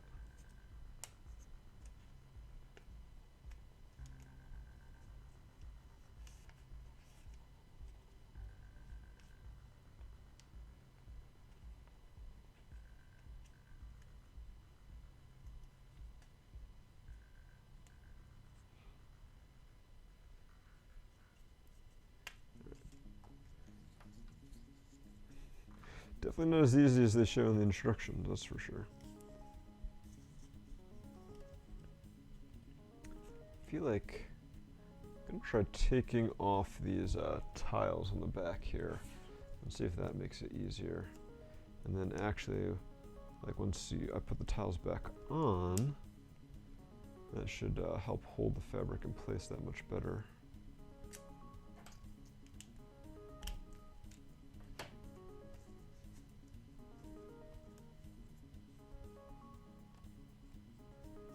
Oh yeah, a lot easier to get it on now.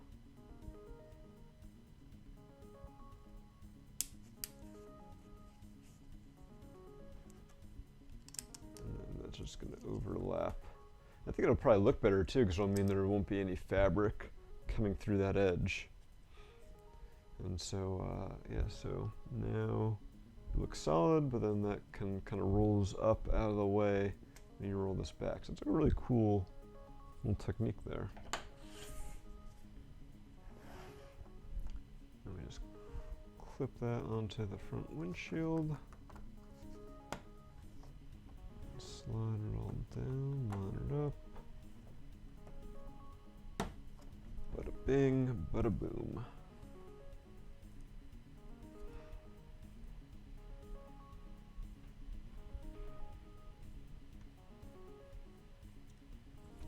Congrats on finishing up the first college term there, Dollar. Hope all the classes went well.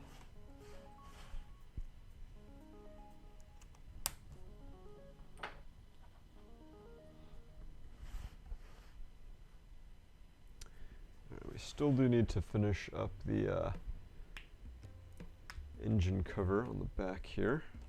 We're in the meantime putting in our spare tire.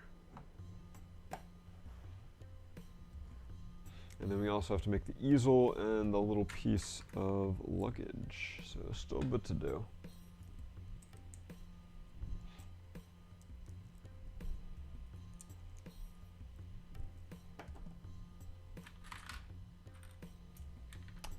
Ah yes, the unique Roxy head colors.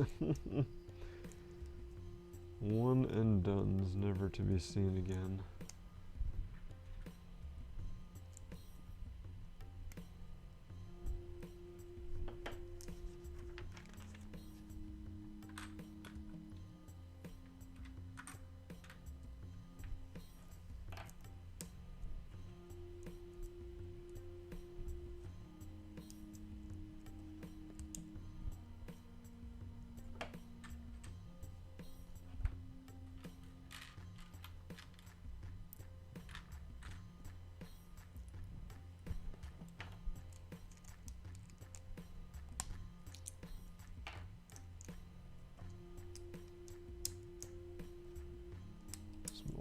green surprises in here, which will be covered up promptly. We still haven't done the license plates. I guess they're saving those for the end.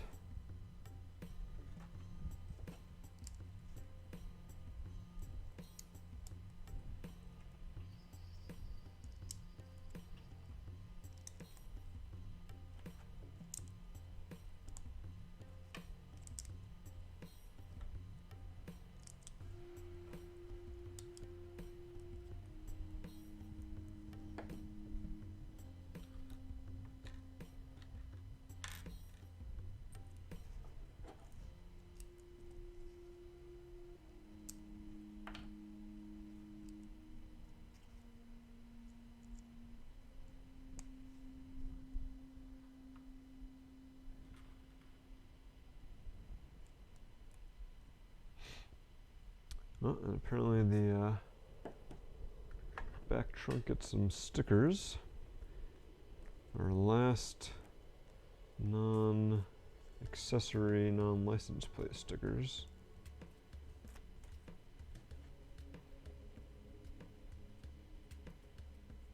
Make sure I'm doing this the right way. Which I was not going, I was about to do it backwards. Wouldn't have mattered too much in this case, since I could have just swapped the parts around, but better to not have to do that.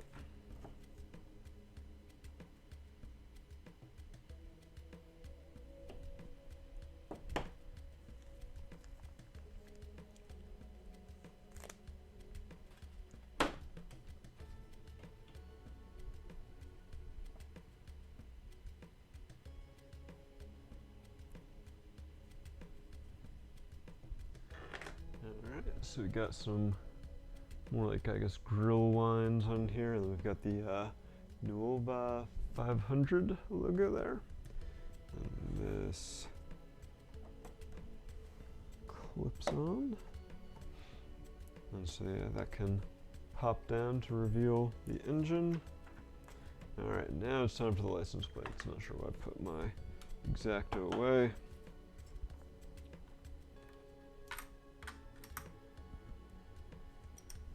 Take a look at these and see if we can figure out what they all mean. So the first one we've got is PN 10271. That's a pretty easy one. As we learned from the instruction manual, the set designer is Pierre Normandin. So PN, Pierre Normandin, and the set number, as you can see in the top right there, is 10271. So this one is a reference to the set designer and the set number. Nothing too crazy. Oh, see you later, dollar. The next one is DK 10271. So DK could be one of the graphic designers who worked on the set. It could be a reference to Denmark, right, where Lego is based out of. Obviously, the 10271 is the set number again.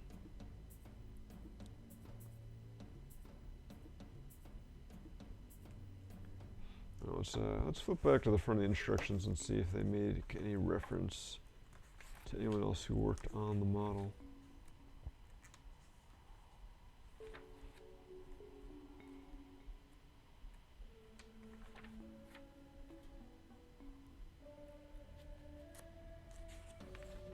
Nope, just Pierre. So our second set of license plates, DK10271. And then our last one is TOFO1965. Guessing the 1965 is a reference to the model year of the Fiat. I'm not sure what the TOFO is. Again, that could be a reference to the graphic designer or some other A little Easter egg.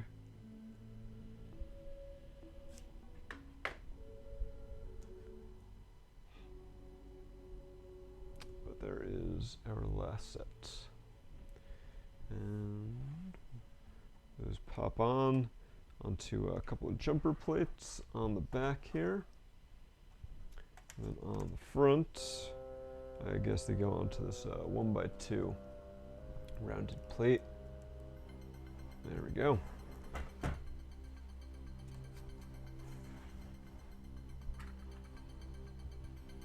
Continuing to add some details on the back. Got a little exhaust pipe.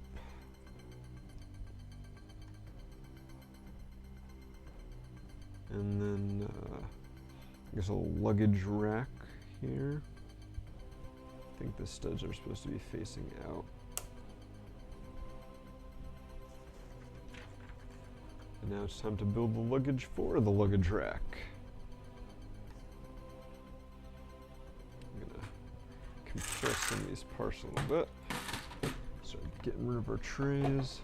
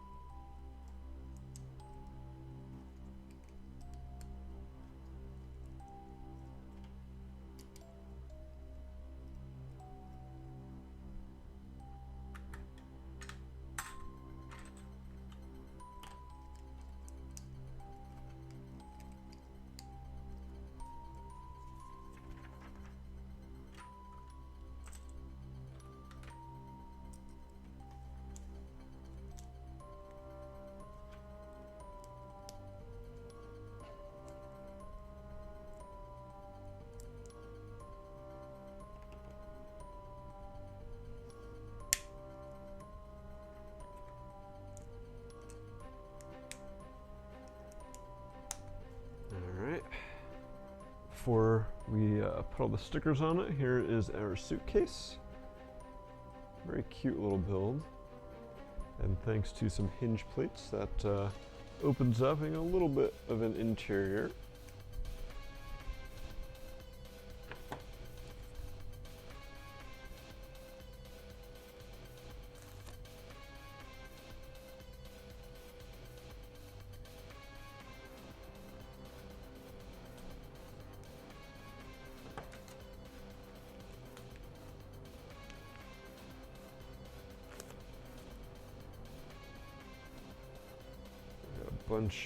We got 3 stickers going on it, representing different stickers on the luggage. I want to see how well I can remember like, different country flags. Thankfully, a lot of them have some giveaways as far as what they are, but here we go. So first off, in the top right there, that is Denmark. It even says Denmark on there, so it was pretty easy. We've got a little French flag with the Eiffel Tower. I'm not sure what this one is supposed to be. I assume like that is the proper orientation. The D could be for like Deutschland. It could be for Germany maybe. Hard to say. The heart, it's got what I assume is the Italian flag on there. And then white and red with PL. I assume that's going to be Portugal. Not sure what that bottom one is here. It looks like it's a mountain, like a mountain or something with blue and white. Not sure what country that's referring to. And finally on the side, on the bottom, we've got Sweden. It even says Sweden, so it's a nice, easy giveaway. And I believe the top one is, I just had on the tip of my tongue, Switzerland.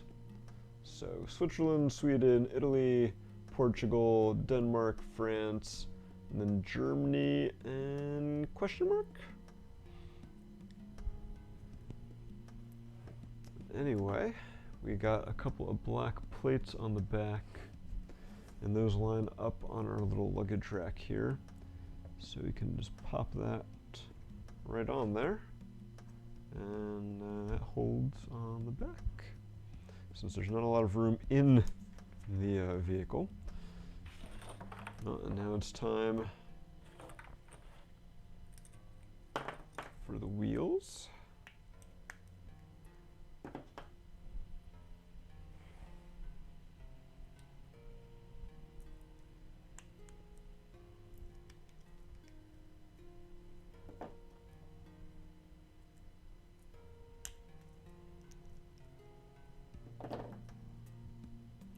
Get some nice silver hubcaps, which you can see there. And actually, we use some silver 1x1 round plates underneath those to stack them up, which is really not required because you're not going to see them once you pop them in there. That's kind of cool to know. If you like really wanted a bunch of more silver 1x1 round plates in your collection, you could easily swap these out and still display this car with all the same looks, but have some extra silver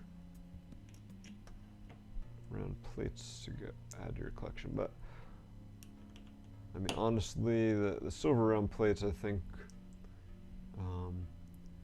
kind of are put to shame by all this beautiful light yellow that we've got here. I'm wondering if I forgot something at some point, because we still have, like way back when we added on these pins with studs, and nothing ever got put on them. I was like, I gotta look at my extra pieces, nothing in there jumping out at me as being like, oh yeah, put that on there. I'm just trying to look.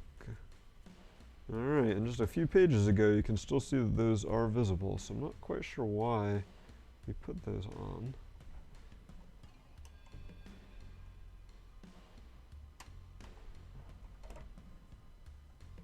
Because it's not even like you can really see them once you put the wheels on. Alright, and now our Fiat can roll around. There it is from the bottom. Looks pretty good from the bottom. Those yellow inverted slopes have a nice touch. You can see the spare tire up here. You can see the axles. And yeah, it's not like the tires rub up against those half pins with studs or anything. So it's a pretty odd choice there. Maybe you can attach the extra license plates to them if you pop off the tires. Alright, so we're about done. So I'm going to put up that giveaway link again. We still have the easel to do. And one last sticker, which I'm going to just do right off the bat before we even get to the easel. It's pretty obvious where that sticker is going to go. There's no right side up or down for this one, thankfully.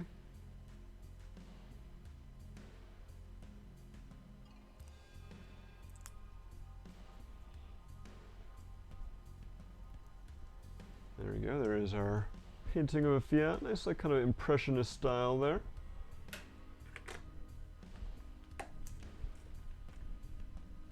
Okay, condense those parts down a little bit more. And let's build ourselves an easel.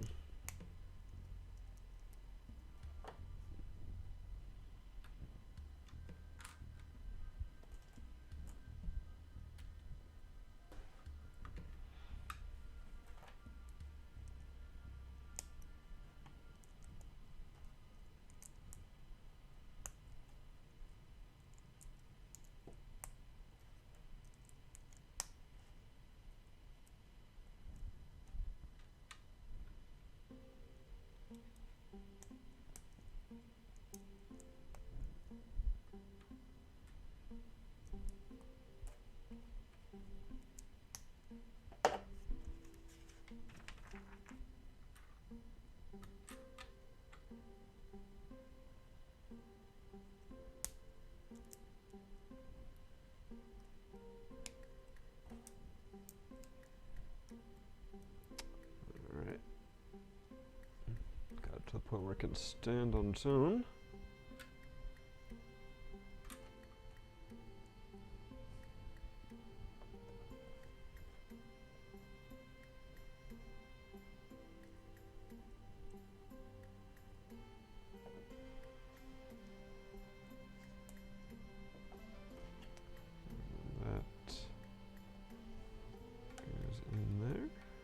Slide up so you can hold your art supplies. And that is adorable.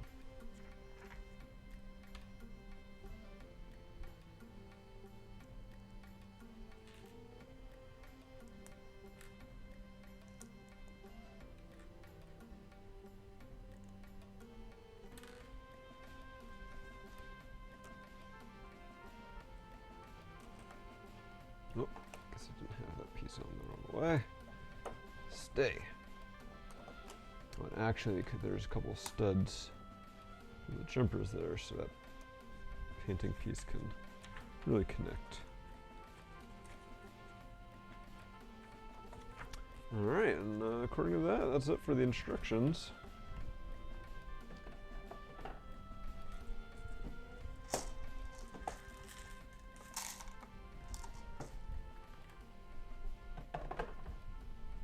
Okay, let's turn off our picture-in-picture so we can kind of just focus on the car.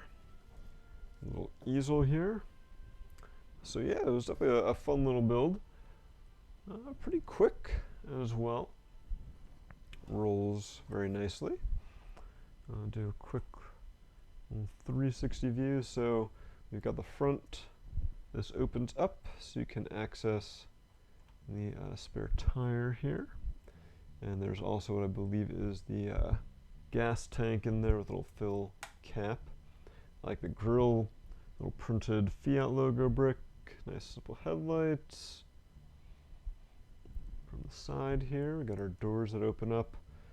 Because there is a fairly small car build, they do open up all the way, which in the real car I'm sure they don't, but not too big of a deal. I do like the sloping on the front and rear wheel wells. Excuse me, comes out quite nice there. On the back, we've got our little suitcase, which can hopefully pop off there.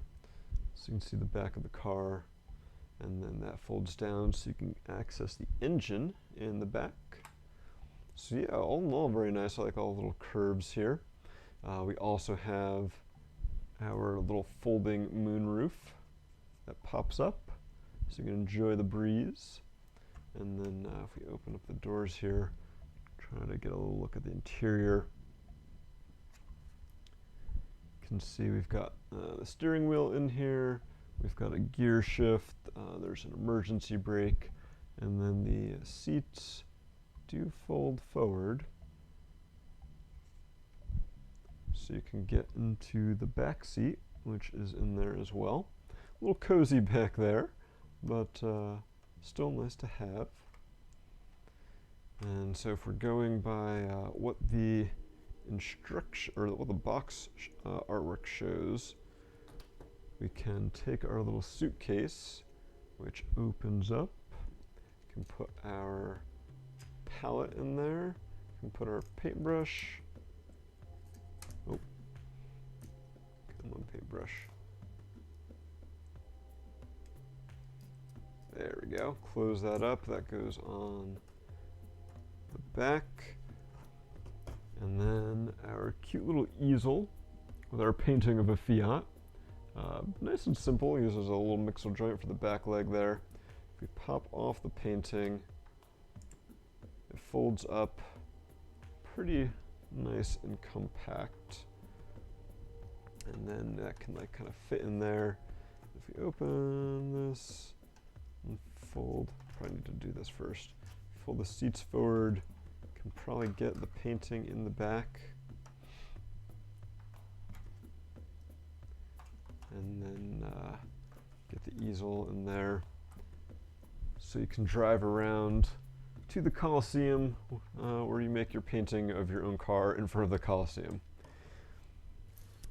So yeah, that is the Fiat.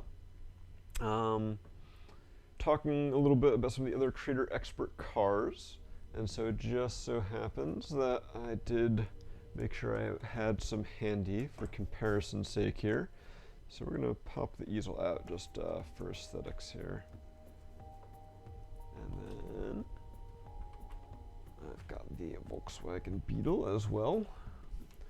So I don't know the actual dimensions of these three cars, but looking at them head on, you can't see it from your angle.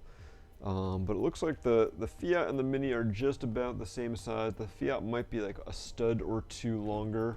The Volkswagen Beetle is definitely the longest of the three. So yeah, you should be able to see there that the Mini and the Fiat are pretty close in size to each other. I think they all look pretty great as a kind of collection of British compact, or not British, European compact cars. We were talking about the color of the Fiat earlier. So we got the surfboard here from the Volkswagen Beetle, and you can see this is what we would call normal yellow. This is not key orange or flame yellowish orange. This is your normal bright yellow. So you can see that the Fiat is a lighter shade there. One thing that I think is interesting is that we've got this new transparent piece. Well, the piece has existed for a while, but this is, I think, the first time that we've seen it in transparent, and I think that would have worked really well on the Volkswagen for its back window, instead of having that piece with a sticker on it. Looks like the roof of my Volkswagen's popping off there a little bit.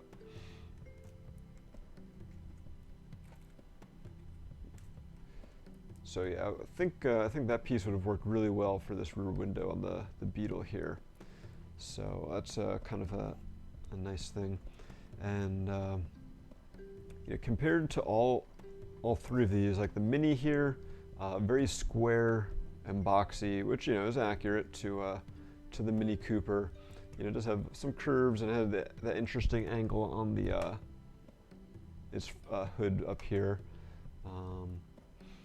But otherwise, very square and boxy. You can kind of see it as the evolution, because I believe this came out first before this version of the Beetle. Obviously, there's a Beetle in the past. This version of the Beetle does have like some angles, like the doors here are at a slight angle, has some nice curves over the wheel wells. Obviously, it's got like the rounded trunk there, or I guess it's engine cover. Kind of funny that it also has its own spare tire. Oh, and you can see I shoved the spare license plates in there as well. Man, this thing is falling apart. Just been sitting on a shelf. I don't know what's gotten into it. All right, and then so then for the Fiat, I do like kind of how it's evolved and given us some really nice angles here, the nice curves on the back window, using the 2x2 curved slopes and other curved slopes on the sides to give us a nice profile, as well as it kind of slowly kind of raises up. So all in all, I definitely like how it came out. Yeah, it's, you know, under $100, only 90 bucks, 960 parts. So if you're into cars, you know, classic, iconic vehicles, I think this is a good addition to your collection. I have to check as far as what is currently available, but between this and the Mustang, personally, I would go for the Mustang. But I also, you know, love the Mustang as a car. It's not like a European versus American thing, but I just, you know, the Mustang is probably one of my favorite vehicles, the classic Mustang. So that would be what I would go for. But if your budget's a little less, then this is definitely not a bad choice. Also, if you're looking for a lot of this light yellow color, definitely a great parts pack for that as well. Yeah, so I think that's about it. Got one more winner to pick for today, so let's see who that is going to be.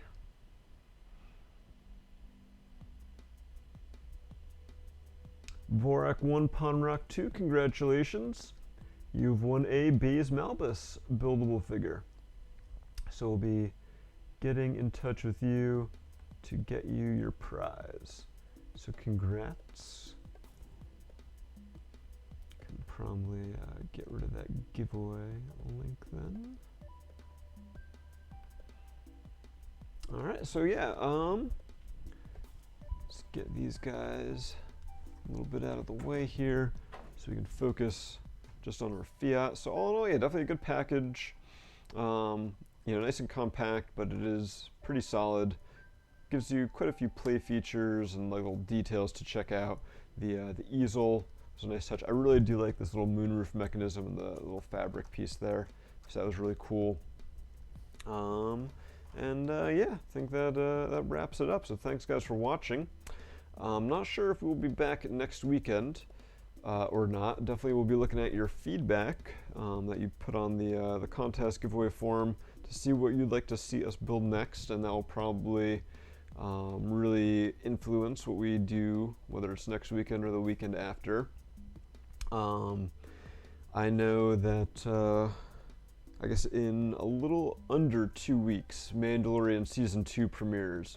So so definitely at some point soon we're going to be building those Mandalorian sets to help celebrate you know, the Mandalorian coming back. I'm super excited for that show. But yeah, we've also got the architecture sets, we've got some other Star Wars things, and some other stuff to build. So looking forward to that, and looking forward to chatting with you the next time we do it. So thanks again so much for watching, guys. Hope you enjoyed the show. We will see you next time. And until then, this is, this is going to be Black 6, signing off. Take care, guys.